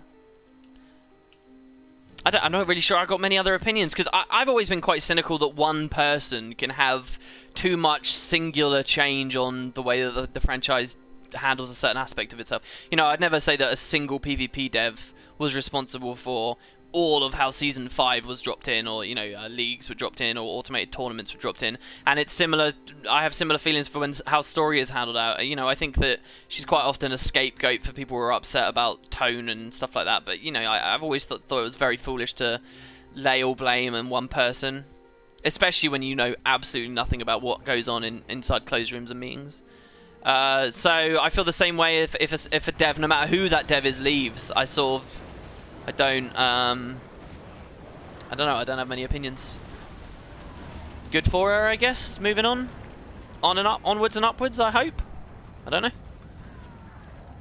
Am I NA or EU? This is an EU meta that we're doing here. Scrolling down. Someone at a convention she attended as a guest of honor. She attended a convention as a guest of honor? What? Who? Why? What convention? A Guild Wars 2 writer? That's odd. Oh, do you know what? I should have shown you guys when we were on super resolution. I should have shown you to rear. Because again, you see this flickering here? That's the same thing, right? It's dependent on where we're looking. I love the blur that we've got going on those. Oh yeah, the meteor. I don't think I've done a stream with the meteor glider yet. Yeah, we're going to crash down. We're going to descend the whole way here. I'm going to totally leech on the meta and not help while we slowly descend like this. Do I live in NA or do I just play on those servers? I just play on those servers. I do not live in North America. If it's JavaScript, it might be that the function and/or object is constantly being updated on the guild tab, and it might affect the other JavaScript if they are being saved or loaded from the save file or something like that. Oh, I love all these kind of technical, nitty-gritty things we've got going on in chat right now. The supposed news came from a fan who attended TrackOn in Tampere, Finland, where she was one of the main guests and where she supposedly announced it. Announced it? What, a formal announcement of a departure from a... That seems weird as well, doesn't it? Shosheba says, I can't find it. You will be able to find it, dude. Keep going. Keep trying. If you can't, I'll link it in chat in a second. For some reason, you can't go higher than 1080p with DSR enabled. You need to, like, set the factors correctly. Don't just do, like, 2 times, but set a factor of 4 times. The size you can go to on DSR is still based on your baseline monitor. So I can go higher on my DSR because I'm on a 1440p monitor.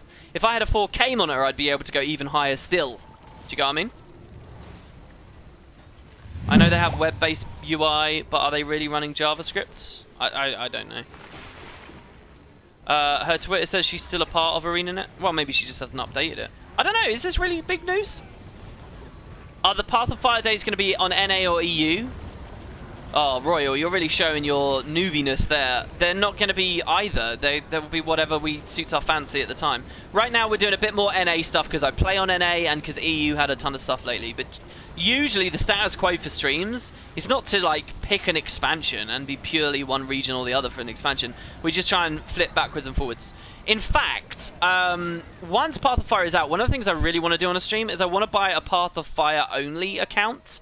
And I want to play it, so it will be going back to 0. It will be like a bit like 0 to Hero, but it's not about getting raid ready or anything, or it's no formal rush or anything like that. I just want to experience the expansion on an account that has nothing else, you know, a totally new account, and see how it feels.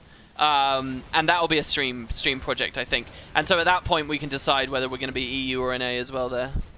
But basically, I kind of want to finish the story on an account that has like nothing. And like just level 80 boosts, 1 character, and like, you know, like, and we have no hero points, and we have no karma, we have no spirit shards, we have nothing. It's a totally. I want to know what it's like to be an absolute noob, and get in there and play some Path of Fire, and also not have gliding. Right, that's the main thing. I want to experience Path of Fire without gliding. So, which is the least played class in Guild Wars 2? I think generally speaking. If it wasn't for, like, its incredible strength and PvE balance at the moment, I think generally speaking, and it's because of flavor considerations that this is true, I think generally speaking, Mesmer is the least played in the game. Followed very closely by Scrapper. Engineer. I think both of those two are kind of... and then probably Rev is in the runnings there as well. But I think the theme of Rev speaks to a lot more people. Someone said, yeah, but I got a 1080p monitor, so I should be able to go higher. Yeah, that's interesting. You should be. All I know is that Angel made a lot of anti-SJW angry. Yeah, I mean, the Guild Wars community is a little bit weird in that way, in that there's this sort of undertone, this constant struggle between people who are desperate to be offended at the idea of those sort of topics. And I've never really taken a stance... too hardline of a stance on any of that stuff because I'm just not interested in it, but a lot of people are. And Angel was always sort of in the center of it for whatever reason. I'm not even sure why, really. I'm not sure I care why either. Are you forcing AA and anisotropic filtering through the hardware settings for Guild Wars 2, or are you setting up in the game? Anisotropic I would do in the filtering. That's not got anything to do with AA, but I would. It's just good practice to force that on, and that can affect Guild Wars 2. But I'm pretty sure all the default control panel stuff doesn't do anything for Guild Wars 2. Like, you specifically have to like use a certain fix and stuff that's only revealed by the Profile Inspector. Z2H using boost? Zero to Hero using boost. Yeah, well, I can't be bothered to level through Corteria and stuff. It won't be called Zero to Hero. It will just be sort of similar to that. You get what I mean?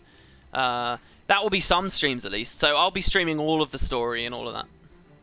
Why is the Guild Wars 2 community so weird about stalking all the developers and making big news if someone's leaving the company? Yeah, I don't know. I mean, I've talked about in the past when there have been departures that I felt are important to me, but very rarely. And the main one I've only ever talked about really is Colin Johansson's. He's the only person, but he was the game director, right? Like, he was, you know, if there's one dev that's supposed to represent that, like, link between player base and game, it's the game director. And so if a game director leaves, I think that that is newsworthy. I think that's newsworthy in the same way that Ben Brode leaving the Hearthstone scene would be newsworthy, right? I think that's kind of a thing. I think maybe if the no, see, here's the, yeah, I think really that's sort of one of the only exceptions.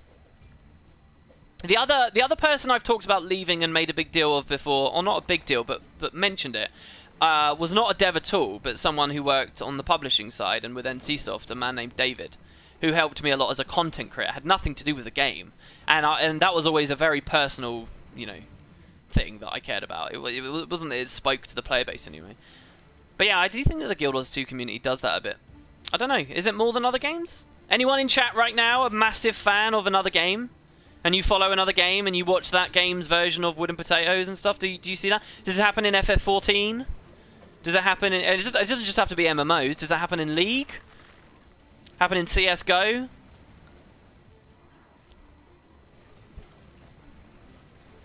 I cannot join. Why? I don't know, because we've only got 40 out of 50 in squad right now.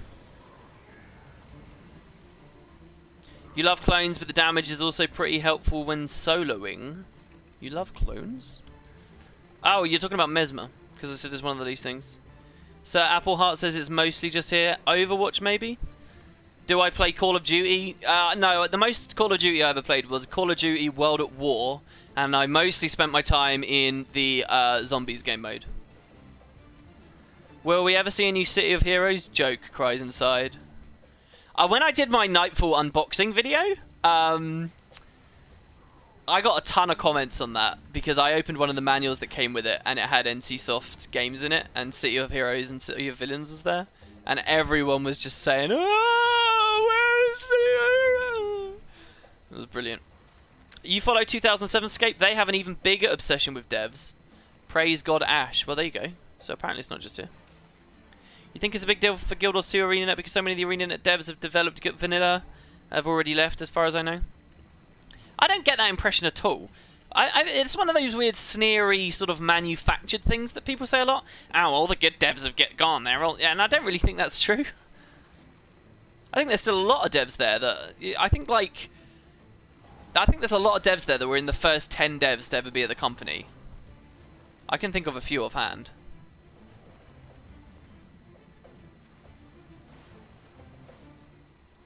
Will I play Divinity Original Sin 2? Maybe a Let's Play series? I'm so excited. I'm very excited and I love it and I will play it. But I'm excited not necessarily as Wooden Potatoes, the content creator. I'm excited as just me. And I'm excited because I enjoyed that, playing that in my own time with my girlfriend. And we're going to go through and play it again. I think it was a great game. I've got no plans to do it in terms of content creation and stuff. Good job, Spuds. Do you know what's going to be really impressive now? Spud, crew, are you ready? Are you ready, Spuds?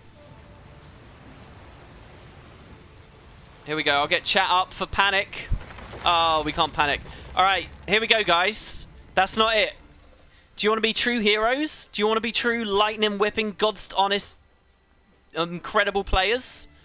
You know you do. what we're going to do now is, we just did that in like 8 minutes, okay? We're now going to do it again. That's right. You heard me. Everyone in that squad, don't get your chests.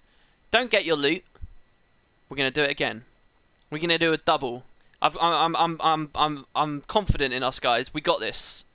We can easily do the double. So here, let's join... That didn't work. Leaving the map and coming back did not work. So I'm going to join this Auric Basin. Panic, no loot. Here we go. We're going to do a double. We're going to bomb this map and we're going to help it. So join on me, my friends. Join on me. I'm in the second subgroup. Let's do it. Get your butts in here. I'm going to go south and try and help it out. All that loot, TT. It's alright. I don't care about the loot. I only care about the achievement. That's all I care about. Let's go, people. South needs us. Another member of the Exalted needs us. Do you know what we should do? We should do the lore about the Forgotten here. WP really wants that achievement quickly. Yeah, when I get something in my head, I want it done. Do you know what I mean? What have we got? So I got to do, yeah, 11 more. Oh, so I needed 12 more earlier. So once I've done this, I'm on my last 10. What do you think is the most rich lore region interior? Well, when you say region, what do you mean? I think that the place with the best, most interesting world building is, like broadly speaking, is Cantha. If we're going continental-sized regions, I think the quantity of stuff we got there was I did a lore video this week where I was talking about the timeline of sort of the world and what we're going to in Path of Fire based on a blog post the devs had put up.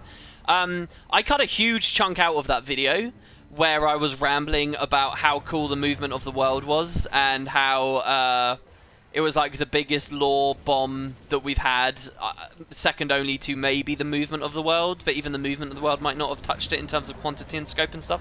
And I was talking about that because that's where we really heard about humans coming south of Cantha, and I went on a whole, like a 5-minute thing about it. And in the editing pass, I was like, this is just boring, people won't like this, I'll cut it. Because it was right at the start of the video as well.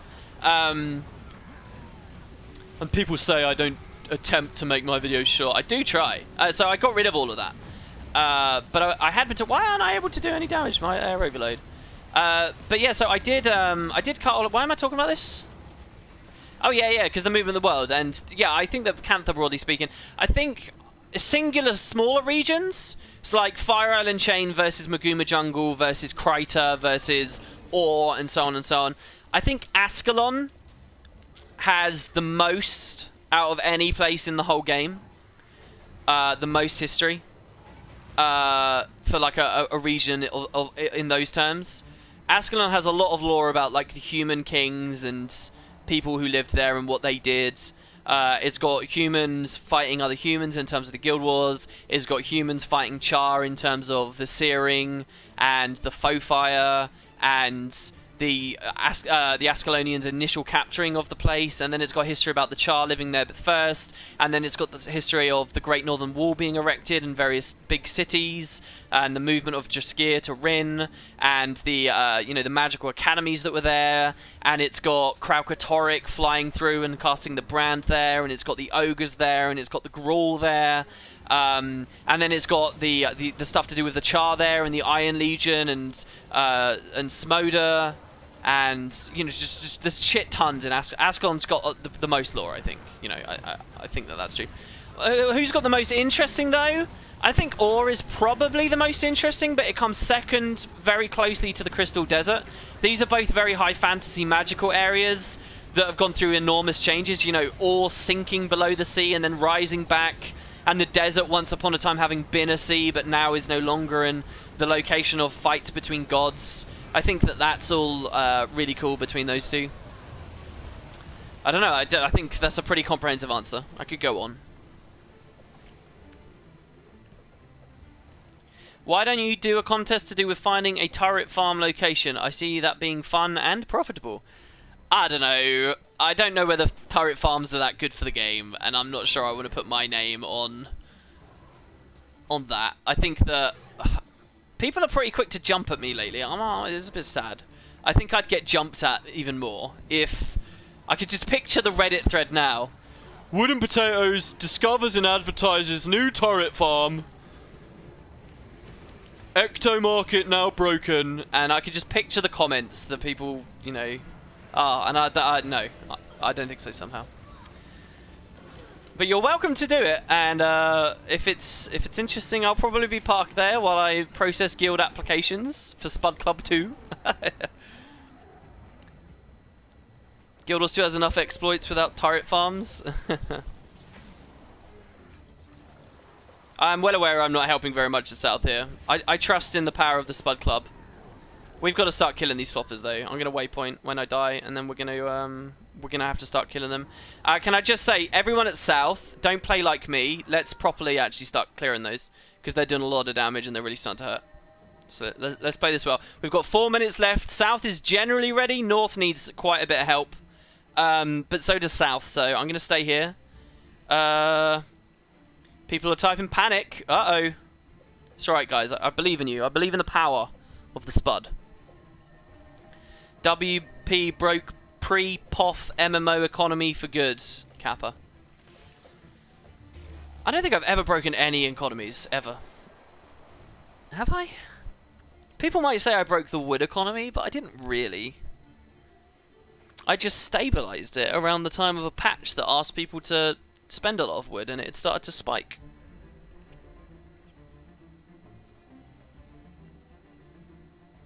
Which Spud Guild is going to get the new Path of Fire Guild Hall? Spud Club 2. That's what's going to be in Vabby. The main branch may eventually go to Vabby, but only once the new one has fully built it up to make it feel that bit more special. Mystic Coins. No, I never broke Mystic Coins. Oh, there you go. Look. Oh, no, we're at North now. Oh, and North has just finished its burn. So, East. How's East doing? Everyone saying in chat? We're feeling good. East is the main one now that needs some help. So a new wave just spawned. So we've got to kill this breacher here at North. And we've got to stop those crushers. So if you guys come here. I broke the potato economy. Did I break the potato economy? My item in-game doesn't even have an interesting economy. What's ever happened that's interesting with Maguma Bells? Has anything interesting ever happened with Maguma Bells? I don't think so. God, it sounds like I'm mad at that, doesn't it? God, how unappreciative. Oh, Arena added an item in the game that's based on me, and they didn't even give it a good economy. It's not even an interesting item. God. I deserve so much more. Do you think that Ascension will play a part in POF, as in Augury Rock, etc.? Yeah, actually, I'm really excited about the whole of Ascension and Augury Rock. And what I actually want to do is a video talking about all the major set pieces and bits of lore as I see them that could or should be a part of Path of Fire. And that's got to be one of them. That's got to be.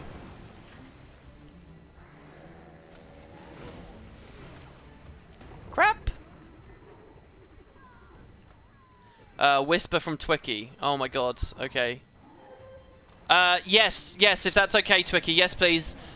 Just the main regular one, not the contest one. I don't know whether you've ever seen any of my private actual ones. Just the one. If you type it to me, I'm pretty sure it's the one you know that we're both thinking of. Do you have any plans to continue in your lore summary series? Yeah, it's kind of. I think the next time I'll be really interested in doing it is going to be when they give us Cantha, which I'm hoping might be expansion 3. We might go through Istan and down to Istan and Corner and stuff. Do you know what actually might be really good? How would you guys do it? I kind of like the idea that Path of Fire is... So we do not have long. We've got 45 seconds. This is kind of close. South is at 5 stacks. Oh, panic. Oh, 30 seconds. Oh, South. South, come on. Oh, 20 seconds. I'll finish my story in a second, guys. Oh, pan Mick. Go, South, go. They're trying. Let's look at the mini-map. There's a few of them. Come on, Spud. You've got 10 seconds. They're in burn. 9 seconds. Okay, good. Awesome.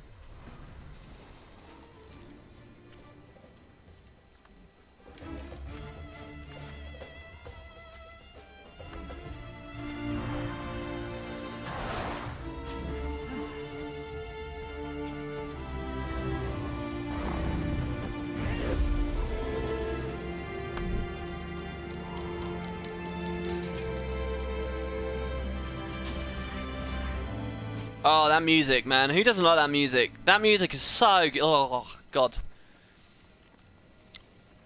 Cannot become any more erect. So good. Auric Basin is your favourite Heartthorn zone by far?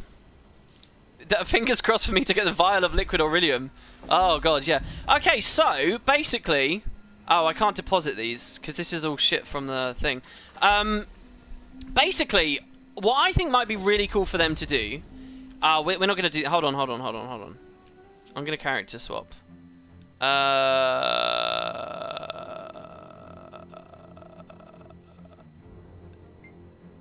Who has it? I think the Guardian has it. Basically, what I like the idea of is us going Crystal Desert, Desolation, Vabby in this expansion. Then Season 4, us going Corner, and then maybe some Shiver Peak areas.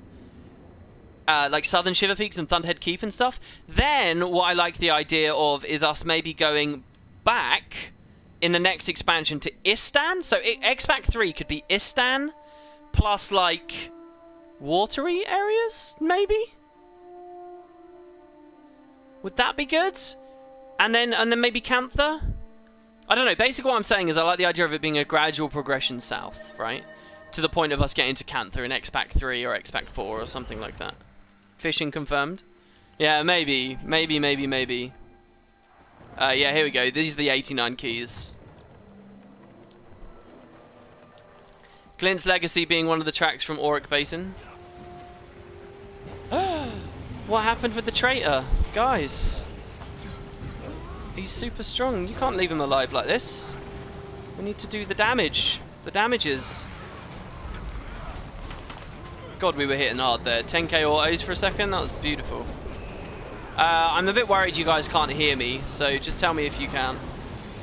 I'm going to heal everyone with the F2 there, because they all seem a bit low. Dodge! No! Second I went to look at my skill bar. Did we get the Dragon's Maw? I think we did. Dodge! We're going to get the Stomp. Are you guys ready? We're going to get the Stomp. Ready? Ready? Ready? Ready? Go, go, go, go, go! What finisher did we use? I don't really know.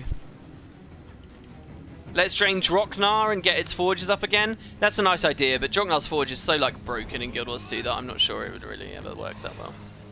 Do you think Bram will become a villain instead of making friends? Maybe, I don't know. It's amazing how much hate there is for Bram after one... This is how little it happened, right? Bram was an okay character, Bram was an okay character, Bram was an okay character, Bram was an okay character. Nothing bad, nothing bad, nothing bad, nothing bad. For 3 years, nothing bad about Bram. And then there's one patch, Bitter Frost Frontier, cracking the ice. There's one patch, and in that one patch, Bram appears in one instance. He doesn't appear in any quests outside of any instances. He doesn't appear in multiple... he doesn't appear at the start and then at the end. He appears in one instance. One instance that takes the player base maybe 25 minutes to beat. And in those 25 minutes, an incredible amount of hatred has been born for Bram. I mean, it is absolutely crazy. Like, you look at polls for which characters do you want to die, guys? And everyone's like, Bram. I want Bram to die. Bram should die. I hate Bram. Bram die. Kill Bram. Bram dead. Bram kill Norny Bram. Head on spike Bram. Bram dead, please. Is Bram dead yet? Bram. Like, people hate Bram. And it's amazing to me that it happens in such a short space of time. That's how much damage they did to his character in that window. What are your thoughts on Revenant channeling Traherne and getting Greatsword as a future specialization? They already have Greatsword. Oh, Revenant. Sorry, I thought you meant Guardian. That's weird. Traherne we've talked about as a legend before. Last time I was thinking about this, my answer was I actually think it's a bit too primary of a character, a bit too close to the bone. I think that any legends they add should be opportunity to dig into deeper past and interesting heroic figures, which they hit the nail on the head with Carla, in my opinion. So I'd like to see more of that than anything else.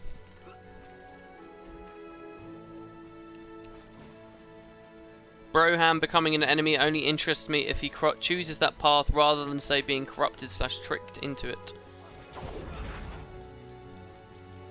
You love Bram's development in episode 3. People are just parroting. Do you think? But here's a funny thing. Does it matter if the community's all saying one thing? Does it matter if they're just parroting and they have no value in what they're saying? Because at the end of the day, that's how they feel now, you know? Even if it is misguided, people are very slow to change their opinions. And, you know, so your argument there could be Bram, everyone just hates Bram because it's cool to hate Bram, and so that's sort of the default stance. You know, that can happen with me. What if I say something, guys, Guild Wars 2 sucks, and it needs dynamic weather systems to be good.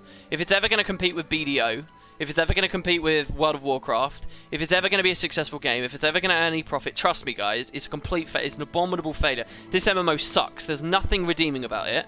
It will be dead in like 6 months. The only thing that will save it, guys, is a dynamic weather system. Trust me. And here's shoddy reason A, shoddy reason B, and shoddy reason C for that. Let's imagine I say that, and let's imagine I'm convincing enough to make people say it. Now ArenaNet has a whole community on its hands that are saying this thing. And it might not be true. It might be completely groundless and baseless and false, but everyone's saying it. So what do the devs do? Because at the end of the day, it's player satisfaction that comes first. And if they think that that's what will satisfy them, should they be listened to? So it's a funny one to think about, isn't it?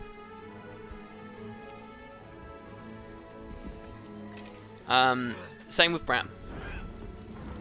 Maybe you're right. Maybe there's a lot more to Bram than meets the eye. Maybe that whole story set was done really well. Maybe it's just assholes like me, Wooden Potatoes, and people on Reddit that just swayed the community in the wrong direction with it, with our foolish, foolhardy opinions that didn't leave enough room for deliberation. And now it's just a great big circle jerk that can't go away. But at the end of the day, people hate Bram.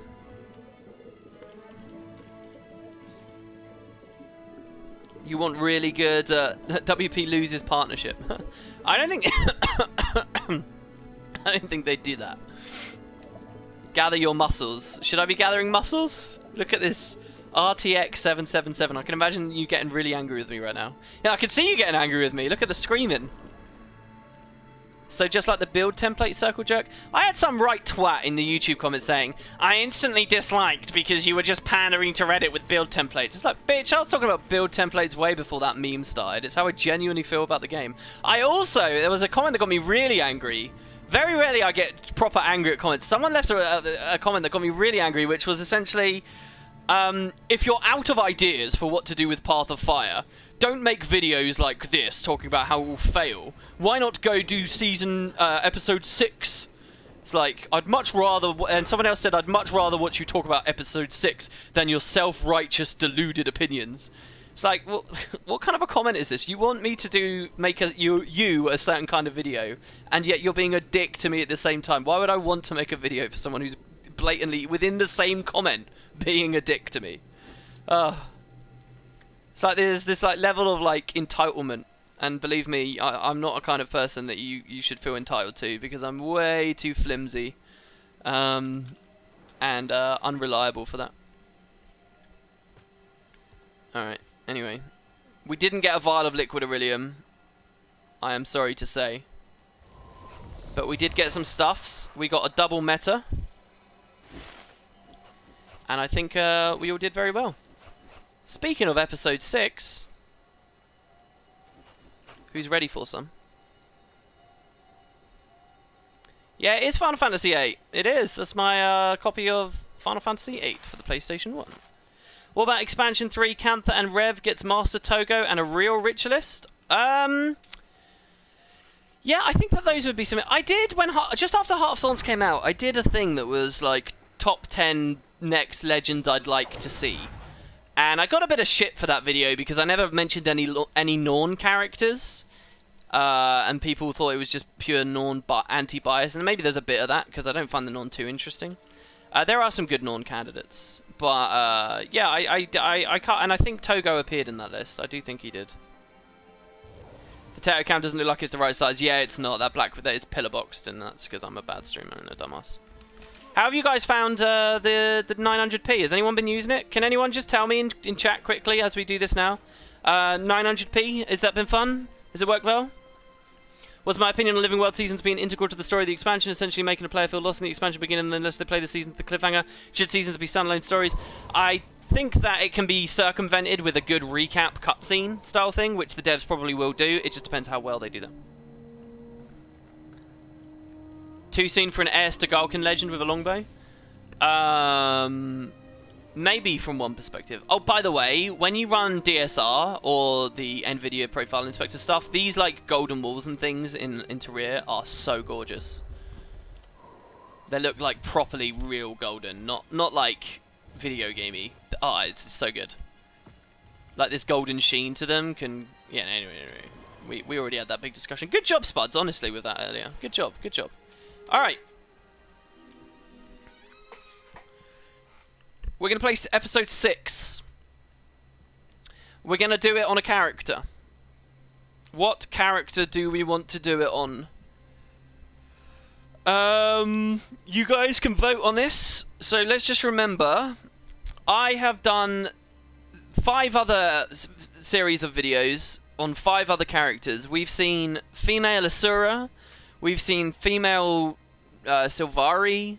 We've seen male Char, I think, or Herd. We're thinking of the voices right now because the voice acting will change. We've seen male Asura. Did I mention that yet? I'm pretty sure we've seen that. Have we seen a Norn? Have I covered it on a Norn? I don't know. And then there's also the question of class to play. So, here are the characters, and you guys are going to be able to decide which one it is. It's going to be fastest finger first, so get ready. Twitch, you're going to be able to decide.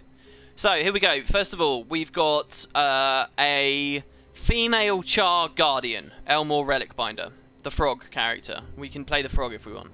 So, remember that name if that's the one you like, Elmore Relic Binder. Because you're going to have to type that word out if you want me to pick this. Next, we've got Liss, who we've seen before and you see in all my videos. Female Asura Elementalist. Next, we have the Marganite Incarnate, a male Norn Revenant called the Shiverpeak Auric, who I'd probably play on the Condi build. Next, we have another no, this is a male Asura. Who's a druid. Councillor Yak, the male Asura druid. Next, we've got female Asura again, engineer, who's appeared in videos already. Who's Issa. We have male Char, who's a thief, who I've done an episode of before as well. Called Etius. There's a male human Mesmer. Have I done any episodes with him? Maybe I did Head of the Snake on him. I think I did. Who's currently dressed as a white mantle. But there you have it. That Necro I won't be playing. Here we've got a female Necromancer who is a Sylvari. A male Sylvari Elementalist. I love the Arcane outfit. Don't you guys love the Arcane outfit? I think it looks so good. Here we've got naked old Natalie, who's given her gear up to the Guardian for now. Here we have Auric of Parathia, my Path of Fire Elementalist in waiting, currently wearing my legendary light armor. So this is male human, again, just like the Mesmer we saw a second ago. Here we have a female Norn. This is the only female Norn on my entire account. Is an engineer. This was my turret farmer, so we could play her. And lastly, I have an alternate Guardian that I used to play in PvP and haven't touched for ages. It's interesting because this is like Abaddon-y, the tassels on the back here. Doesn't this look really Abaddon-y? It's curious. This looks great. I like this armor as well. I don't know what's going on there. So there you go. Those are your options.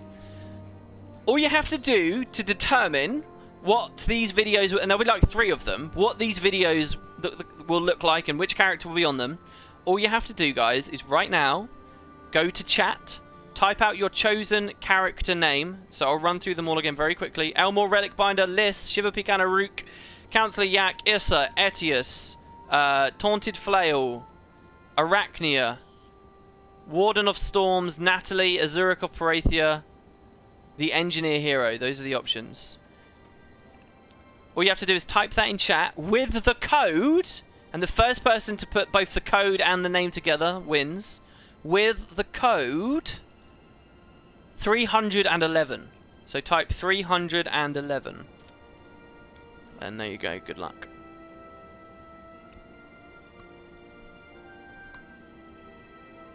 Oh, it's going. Let me scroll up.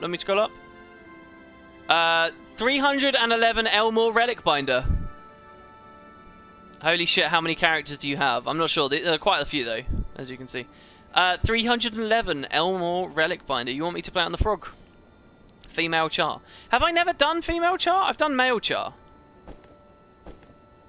I think that's a really good choice. Well done to whoever picked that. I think that's a really good choice. I think you've done one there. That's good. Do we want to play on the frog, or do we want a different outfit? First, let's just see what do people want. Do you want to see the frog through all these videos, or do you want to see like a proper Char wearing proper Char armor? So tell me, type of 1 if you want the frog / swamp monster thing. Type of 2 if you want, you know, a different setup. A 1 for the frog, a 2 for something different. Frog was voted. What was voted on not fair? No frog, please.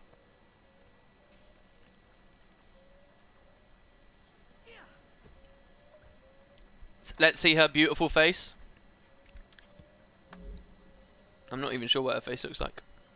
That. Obviously it looks a lot better with the frog mask on.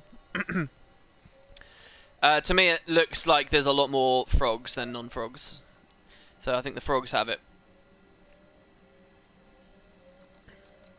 Someone just sent me a lovely whisper saying, WP, I watch your videos when they come out, and I just wanted to say I agree with your Path of Fire failed to deliver on certain aspects video. Thanks very much. I think the vast majority of people did. You know, I'm not too hung up on it. But I did want to take the moment to actually talk to people. I don't want to appear like one of these YouTubers that like hides from a more controversial video or acts like they don't care if people dislike and stuff like that. I do care. So yeah. Alright, well there you go. So we'll play on the frog. Twitch chat has spoken. And I'm actually pretty happy with this because the voice acting will be a bit different. So who's ready? It's very important to me that you guys can hear the game as this goes ahead. So, please let me know if that's too loud or too quiet. I would rather it be slightly on the too loud side of things right now. So can someone just confirm to me that it's slightly too loud, at which case I'll be very happy. This is an excellent example of texture crawl. Do you see these windows here, the stained glass windows? Do you see them shaking and vibrating? Do you see that constantly? All of them are doing it really terribly.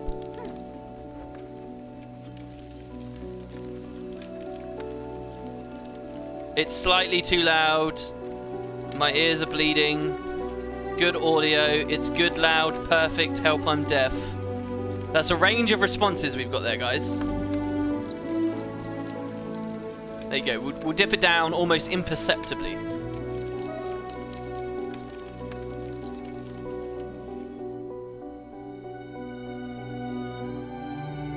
It's literally slightly too loud for me. Way too loud. Too quiet. It's really, really loud. Way too quiet. Can't hear a thing. Too loud. Help, I have autism. It's not related to the volume level, but I thought I'd let you know. Perfect. Could you turn your voice up a bit? No. What's the point in that? I can still hear your voice, WP. What? I can't hear you. It's not loud for speakers, probably loud for headphones. I think Neo, your comment there is the most informed, even-handed comment I've seen. Most people don't realise that there's a huge difference between speakers and headphones when it comes to volume levels. It's perfect. Turn off sub, donation sounds, etc. WP plus, you're killing me. WP using big words. Imperdictively. Perfect with headphones. I like pie. No, it's way too loud. A bit loud. I don't know why I'm reading this. You guys are terrible. No, there is no consensus right now. Here. I'm dropping it down. We've just dipped by 7 dB, alright? So there you go. I'm hoping that that's good enough. I've got a ton of messages right now. To anybody who's just arrived at the stream, we're about to play episode 6. This will be video footage that will appear on the main series. I'm going to properly full screen here as well. So this is something that I did as well. I didn't have OBS set up to properly full screen stuff before. Now it's great, that's good. Perfect sound balance now. It was fine, but now you've turned it down, it's become too loud. Oh, that's good. Alright. Let's appear offline so that we don't go bloop, bloop, noises. And begin double recording. So we are now streaming at 900p while capturing video footage at 2560 by 1440.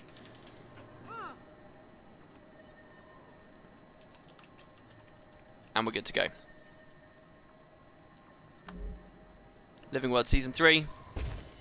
One path ends. Oh. I've already started it, apparently. What?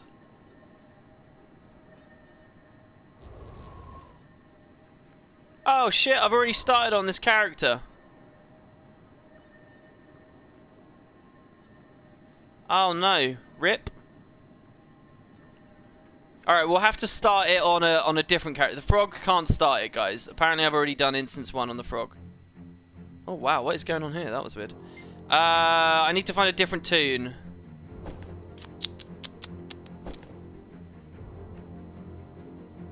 Who would be fun to... Let's try the Condi Rev. No, there won't be another vote. There won't be another vote.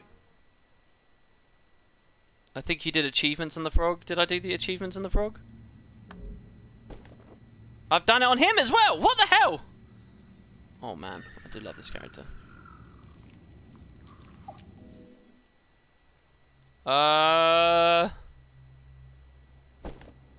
Who else is there? I could do it on my new Path of Fire guy. Should we do it on Azuric? No, I don't want to do it on Ellie. All my videos are Ellie. They're all Ellie, Ellie, Ellie, Ellie, Ellie, Ellie.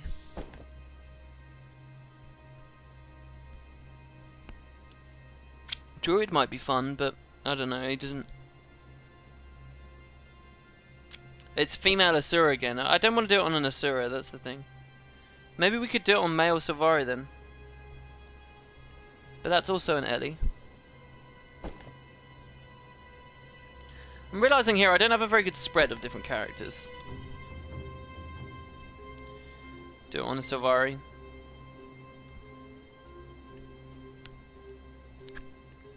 Do it on the salad. Sylvari Necro. Female Sylvari. Alright, lots of people are saying to do it on the Necro. This has already appeared in videos before, but we'll do it on this character. I haven't played this character for ages, so I'm pretty confident they all have the stuff set up. It might even still have a Condi build set up on it from raiding. Oh no, this is it's actually on a... It's like a half made up Power Reaper right now. I'm happy with this though. Though I'm not sure why we've got two things here. It's got like one power weapon. So we're just going to charge around on Greatsword then. Weird build. Alright, and this will just be for the first 2 instances, and then we'll go back to the frog. The frog will be the rest of the series. On today's stream, we'll just be doing the first instance anyway. B-Boy, I cannot read any whispers. Because I'm full screen and I'm recording, so all I can tell you is if you're gonna do a giveaway or something, it can have absolutely no input from me whatsoever. It can have nothing to do with me because it's going to be shit basically. I'm not gonna be able to see. I'm not gonna be able to help. You know, I only just crafted this as well, so I kind of want to run it because I think it's sort of a rack. I need to make a proper spider look for this character because I've not done one yet.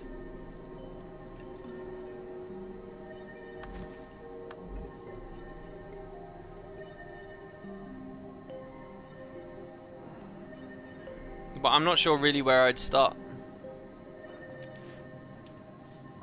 I think this looks okay so far. So we'll just do it this way. Alright, let's do it. We look like a little spider, don't we? So let's start. One path ends. Balthazar has gone missing. How does one go about finding a god?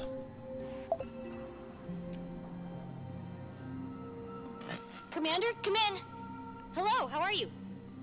Good, good. Me? Great, thanks for asking. Now that we've got the pleasantries out of the way, what's the deal with Balthazar? No news yet, but I had a thought. I'm going to talk to a priest of Balthazar in Divinity's Reach. Excellent logic. Been digging into the human gods since the Balthazar incident? That's some weird stuff. But the highest ranked priests are in the palace temple. And those Reachers owe you big time. You saved their city. The Queen and Logan helped a little. Signing off, Timey. Talk soon. Cherry Tune says, I will never enjoy hearing Timey on a walkie-talkie. Really? I mean, I don't think it's that bad. I like it, actually, in terms of... I think we've got a lot more dialogue and just speech and stuff in the open world and between instances than we've ever had before, just because they've opened up the possibility to do this walkie-talkie system thing. What is it you don't like? Just the flavour behind it? The idea that it's very walkie-talkie like in the distort sound? Do you just not like Timey? It's less about Timey and more the walkie-talkie. I mean, as a tool for delivering story, I think it's really good. I get the idea that it might be a bit tiring. Someone said that the armor is way better than the outfit. But the armor's boring. I don't know. I've ran around with that armor tons. I like the Slayer outfit. I got a new outfit the other day as well. What was it? I can't remember.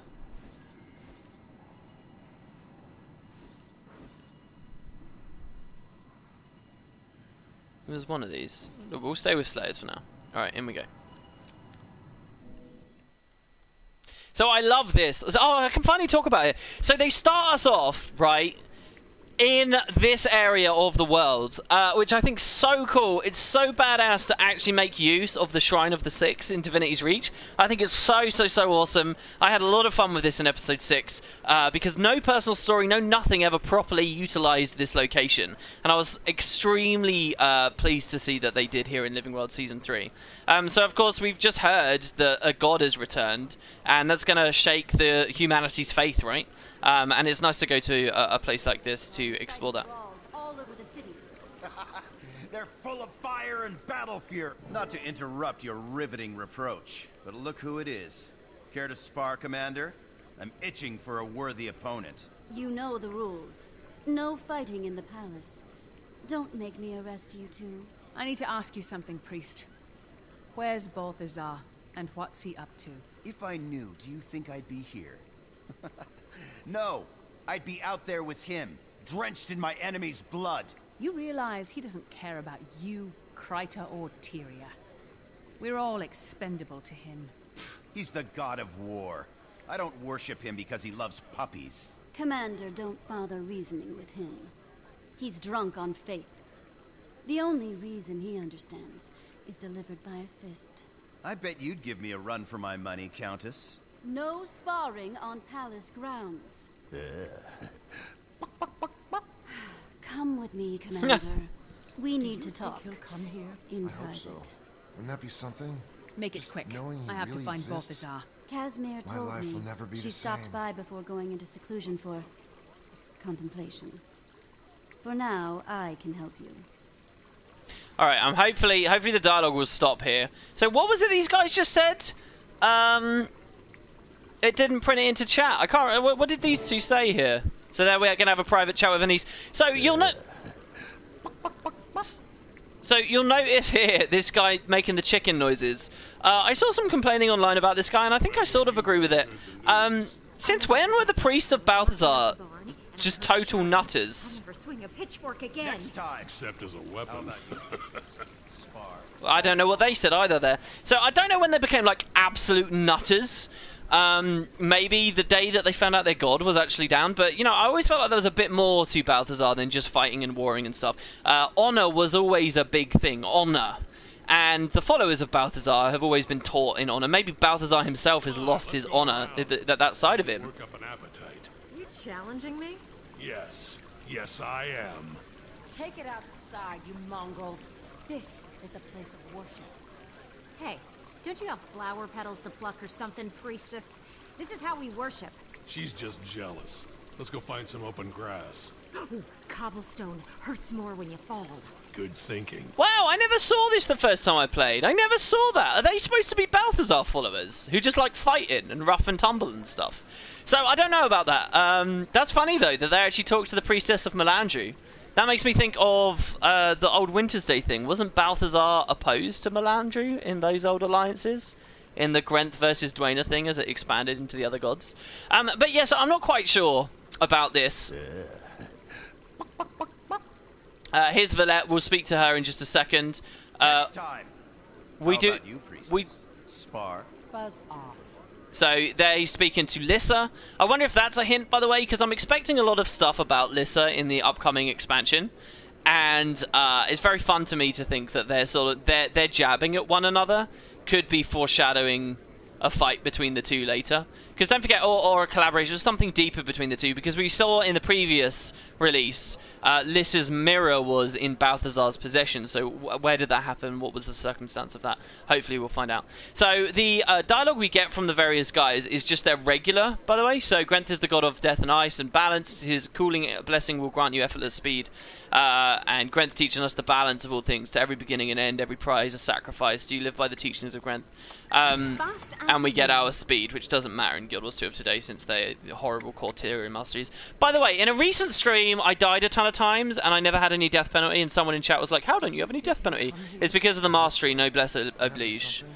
Just knowing he really exists, my life will never be Next the same. time. How about you, priestess? And well, so there you go. And they all just talk. None of them have special dialogue. This follower of Dwayne here, they tell me the gods have abandoned us, but I don't believe it. The gods brought us humans into the world. They gave us magic. They would not abandon us, you'll see. This character here, I think the devs had fun putting into the instance, because I think she's here in the open world. And I think since 2012, she's been here in the open world. And so it's quite fitting to keep her, you know, around now, so people can be like, oh, look, they always knew, they were always hinting. I don't think they were always hinting, but it's a nice thing to add back here. So yeah, Joe Bum says, spoiler alert, it was Lissa the whole time. Maybe it was. Anyway, so let's go into the corner and talk to Anise, who's going to feature a lot in the story of this update. Hello, Anise. So, Balthazar, you realize what this means to our people. I know. It's life-changing for many. But I think he's up to no good, and I've got to find him. I have a lead for you. The Eye of Janthier has been on the move, tracking aspects of Lazarus, looking for its masters. I know where the Eye is. Shocking. But how does that help me? Our White Mantle prisoners have led us to believe that Balthazar has an aspect. Wait. If he's got an aspect, then that means the Eye could lead me straight to him. Have I mentioned that smart looks good on you? You should wear that more often. I bring it out for special occasions. Now, where's the Eye? One of my exemplars is following it. Last I heard, to a mantle hideout in a cave, somewhere in northern Brisbane. Last you heard? She's been out of touch. She insisted on pursuing the mission alone. Frankly, I'm worried about her. Worried looks good on you. Find her for me, and you will find the trail of the Eye. You'd be doing me a favor, but it's also in your best interest. So, this is one of the first things I think that episode 6 is already a bit shaky, unfortunately. That conversation... Oh, wait, I think there's going to be more dialogue with Anise. Let me just be clear that we don't miss anything. Hold on, let's just see if she wanders out. She's going to the priest. I don't want to get into a big rant and then that starts. She's just stood there. Maybe it'll only trigger when we go over, so we're okay to talk. We're okay to talk here. This is one of the things I'm a bit... because what essentially this entire patch is a desperate attempt from the devs to tie together the two, the God thing and the Massart thing. They're trying to give closure to the Massart thing. They're trying to introduce a new story and a new character who happens to be an old character, but in terms of her place in the story, it's the start of her story in this patch. Do you think he'll come here? Oh. I hope so. Wouldn't that be something? Just knowing he really exists, my life will never be the same. So I think that's dialogue that we heard before. So they do this by creating this kind of daisy chain thing. They've reintroduced the Eye of Janthier here. So the last we saw of the Eye of Janthier was in this raid wing, Bastion of the Penitent. And when did I clear this on a Necro? I don't remember ever fighting Demos on Necro. Apparently I did at some point. But so they did. They gave it to. They gave us this, and the Eye disappeared. Now I have to be honest. One thing I don't like about Episode 6 is the inclusion of the Eye here. And not just the inclusion, but the conclusion of the Eye. I really liked the thought that the Eye would just bugger off back to Janthir, and then they drop that story for, you know, years potentially. I don't really care. Eventually, maybe one day, maybe not even in Guild Wars 2, maybe in a different game altogether, we'd go to Janthir, and then they would talk to us more about the Eye and what it was doing and so on. I liked that. I thought that was perfectly appropriate and fine, and it could have been left there. But in episode 6, in their ambition to conclude as many stories as possible, which perhaps is a reasonable thing to want to do, in their ambition to conclude as many stories as possible, the devs bring the Eye back in this patch to act, and by the end of this patch, it will be gone. It will be dead. But so they're saying, so there's two things they did immediately. One, the Eye is looking for Lazarus. And the suggestion there is that it's trying to do it for its masters.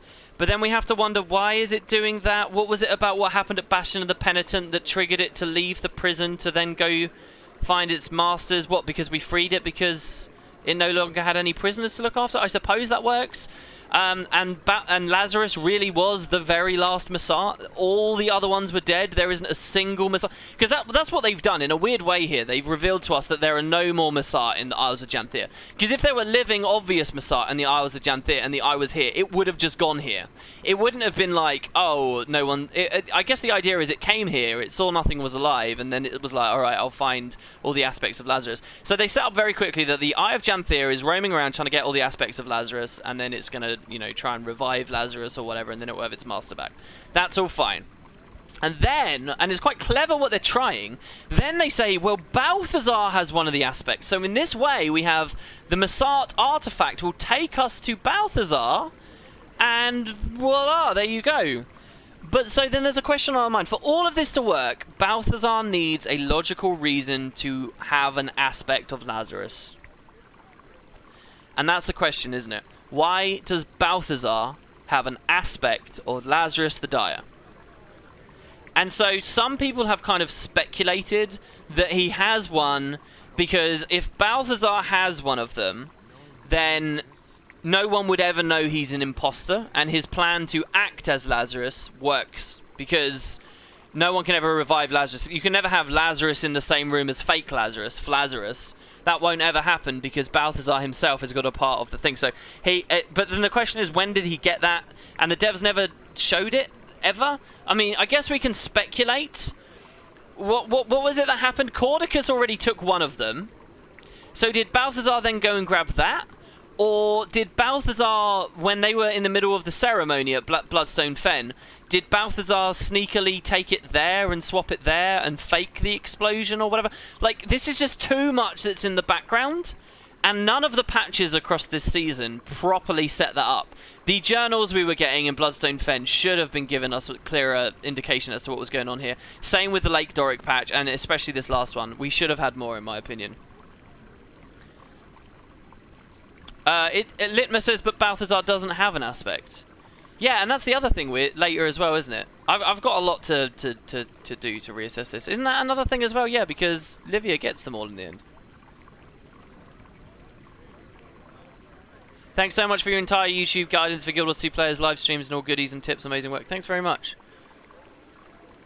I thought we blew the Eye up and destroyed it. What you said has been confirmed by devs on Reddit. See the link on Balthazar's wiki page. Balthazar did take one aspect stolen from White Mantle to the Reliquary before the reveal to the White Mantle in Draconis Mons, apparently. Yeah, because later on in the episode, we're also going to scratch our heads and wonder why it's in Abaddon's Reliquary. I'd missed that dev comment. That's very cool, though. You like to think the Eye is still alive? I would like to, too. He left the aspect conveniently in the room where you can revive Lazarus. Well, I like the idea that Balthazar... So let's rewind. I like the idea that I'm Balthazar, I come to Tyria. I am scared to reveal myself as myself, so I'm like, okay, I'll reveal myself instead as Lazarus, who's plausibly powerful enough for me to slip by, but also it doesn't exist, so there will be no doubling up. So what I'm going to do is I'm going to steal one of these aspects so that they can never properly revive Lazarus, thus revealing me for the fraud that I am. I'm going to steal one of these aspects, and I'm going to hide it. Where is the safest place I could possibly ever hide something? I'm Balthazar, I have my knowledge of Tyria. Where is the safest place? What is the most secret location? Ah, What about the reliquaries? Remember, I used to live in Ore. I used to know a lot about Ore and what was going on there. I remember that the humans built us some reliquaries, or we built ourselves reliquaries. I can't remember what the backstory is. And in fact, Abaddon's reliquary, I bet no one knows how to get in that. I will hide one of those aspects in that reliquary. No one will ever get to it. I will never be proved to be a fraud. And it's all good. What he didn't count on is magic MacGuffin magic from Timey and us just being able to break the enchantment straight up, which revealed him anyway. So I like that through line, and I like that idea of the story, and I'll have to properly look at the episode to see whether that's actually how it handles. But I don't think that the game has done well at all explaining it. That's all very cool, but I think it exists too much in the minds of the player base. Mr. Foots just says, my butt. That's lovely. I like the idea that Balthazar left it there hoping Lazarus would kill us. That's an interesting theory as well. Now that there's no Massart, do you think that we'll have Titans in Living World Season 4 because there's no one to power the Soul Battery and keep the door of Kamali shut? No, I don't think they're doing any of that. I think the idea is that that's just all buried. Maybe they'll do stuff in the expansion to do with it, because there's other reasons that the Realm of Torment might come to the fore. But anyway, it's not really to do with Episode 6, so I apologise, but we won't talk about that today. He would hide it in his butt. When's the last time someone tried to check your butt for goodies? Oh, I get what you're saying now. Alright, the giveaway is being ended. Good job, B-Boy. Thanks for running this giveaway. Sorry that I never announced it, everyone, but we did do a giveaway, and they're ending it right here, right now. Is there a place I can read the stories? I played Guild of Sea for a year now, but I'm so confused with the storylines. Yeah, just type story, type plot, type lore or whatever in the wiki, and I'm sure it will come up. Or you can play it, man. It's not that long. Alright, so anyway, let's keep going. So we get this guy. Commander, I heard you were there when Balthazar was arrived. What an honor! Of course, it had to be you. The news spread quickly. How's everyone reacting to it? There are mixed reactions, but no one is ambivalent. I have so many questions. Like, I thought we couldn't look directly at the gods, our eyes would melt or some such. Oh, yeah. Okay, so this is a great line as well. I like that they did this. And so we say that's no longer the case. His magic was dampened. I don't know how. Very important line. A lot of the community were questioning this as of last patch, and thought it was like bad writing or whatever. But here the game is explicitly telling us, no, we don't go blind because Balthazar has been depowered, so our eyes are okay. And you're sure it was him? It wasn't an avatar? I've always believed they spoke to our ancestors through avatars because of the eye melting. I'm sure it was no avatar. He's flesh and blood in Tyria. So there you go. I mean, this is really, really good. I like this a lot. Why is he here? Why now? Did he tell you what he wants us to do? That's what I'm trying to find out. Have you heard where he is? No, I don't know. Do you think the other gods are coming too? Have you seen any sign of that? No, I haven't seen any sign of the others. I hope so. I need to go. Wouldn't that be something? Just knowing he really exists. My life will never be the same. So, I really like this. I think this is cool. By the way, that dialogue that keeps repeating, I've just now realised I don't entirely like. Because they always knew that the gods always really existed. Oh, no, they haven't. Well, they have. They just didn't know whether the gods cared, so people were losing in their faith. But it's not for the same reasons that... In the real world, people lose their faith in deities because... Well, let's not get into it. But, you know, there's no evidence, right? Let's just put it this way. There's no evidence. But in Tyria, that's not... There is evidence. They are demonstrably real, but the humans are losing their faith because they're gone, and it's like they don't give a shit anymore. That's the point. Can you imagine an actual human being that talks like WP's NPC voice? Alright, let's go over here.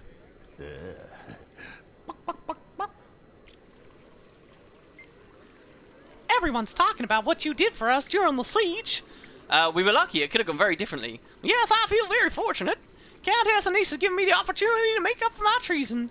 The Countess can teach you a great deal. And I made a huge mistake trusting Cardicus. It's a mistake I'll never make again. So this is Valette, obviously. Valette had a big part in the last patch. So I quite like that she's here. Because I don't think I would have noticed it if she was... But I think it would have been a problem. If she wasn't here, it would have been like, well, why did we get all that on Valette? Only for her to vanish. But remember, she's sort of like Kanak 2.0. Not made a huge mistake trusting Cardicus. It's a mistake I'll never make again. How are your parents? Well, the Queen gave Father Cardicus his old job. How are your parents? Well, the Queen gave Father Cardicus his old job. He's now Legate Minister, and we're all very proud of him. Legate Minister Wee. I never really thought about this. I wonder if there was a new minister for Rurikton then. Does that mean it's Minister Wee's mansion now? Does that mean it's not Beetleton, it's Wee-ton? Or, yeah, I don't know. That's interesting. Wait, yeah. You wouldn't happen to know what the Eye of Janthir is, would you? Sure, I love history. It was a big floating eye that saw into your soul. Unfortunately, it worked for the White Mantle. They used it to identify gifted individuals so they could save them, I reckon. It's still around? And I don't know, why'd you ask? Did Anish say something about it? I'd better go take care of it. So this is interesting as well, because if we raided, we would know about the Eye already. But they have to account for a lot of characters that don't know about the Eye. I actually think for a player that doesn't raid at all, this is a weird, very janky, sudden reintroduction to the Eye of Janthir that I wouldn't have liked. But the Bastion of the Penitent does exist, and I think this is another example of you want to be experiencing all the content to get the best version of the story, because things will feel more natural to you. There you go. So that's Valette the Treasonous. That's her title there. And yeah, I think that's it, isn't it? I think there's some more dialogue at the end. Time. How about you, Priestess? Spar. Buzz off. Buzz off. I love how short-lipped she is. She's cool, man. Lissa is cool. I love Lissa. I love everything about Lissa. Oh, there's so much mystique and intrigue there. And there you go. So that's sort of very quickly, in a very brief moment, we snap in, and that's kind of the idea of the story. We are looking for a member of the Shining Blade who is themselves able to track the Eye of Janthir that is tracking the movements of Balthazar. And yeah, I guess I'll leave it there. The main thing about this patch, guys, is this is really not a finale. This is more like a filler episode, in my opinion. And you might think for that reason that I hate this episode, but actually, for that reason, I give it sort of a lot of passes, where other people do not. For me, Flashpoint was the finale. This doesn't really progress the story. It just introduces... It concludes a couple of things, and it sets some new things up for the future. And so, yeah. And that's about it, I think. So that's episode 1. Or, sorry, instance 1. And now we're going on a hunt for a White Mantle hideout in Brisbane Wildlands. Ooh, is it north of the Brisbane Wildlands Bridge? Bandit Building Bridge? Wooden Potatoes? Is it? I guess we'll have to find out next time. Because it'd be very cool, wouldn't it, if we finally get to go north? Well, we don't. But there is a very cool new mission that I love. And it has everything good about it. The Guild Wars 1 campaign missions had good about it, about them. And it has everything good about it that raiding has good about it. In that it's a special, super cool, new, fresh instance. And it's really a sight to behold. So there you go, guys. That's it. That's for Living World for today. Come back tomorrow. Same stream, same time. And we'll make an awful lot more progress on the story. We'll be talking about a lot more things. Thanks very much for listening to me ramble about various topics today, guys. Let me go back to windowed full screen here. I hope you did enjoy. I hope you learned a little something about the way that the game functions underneath. And I hope generally we had a bit of a chill time. It was fun, as always, everyone. And thanks very much for the subs. Let me just check. Make sure I didn't get a donation or something that I missed. Yammers49, welcome, welcome. Mr. Playtime, welcome, welcome. Jim Gizzle, welcome. Oh, Crazy Killer, welcome. Navid Zenith. Specs Narino. Oh, there was a donation. Thank you. New sub is half price right now, so here's the rest from a long-time viewer.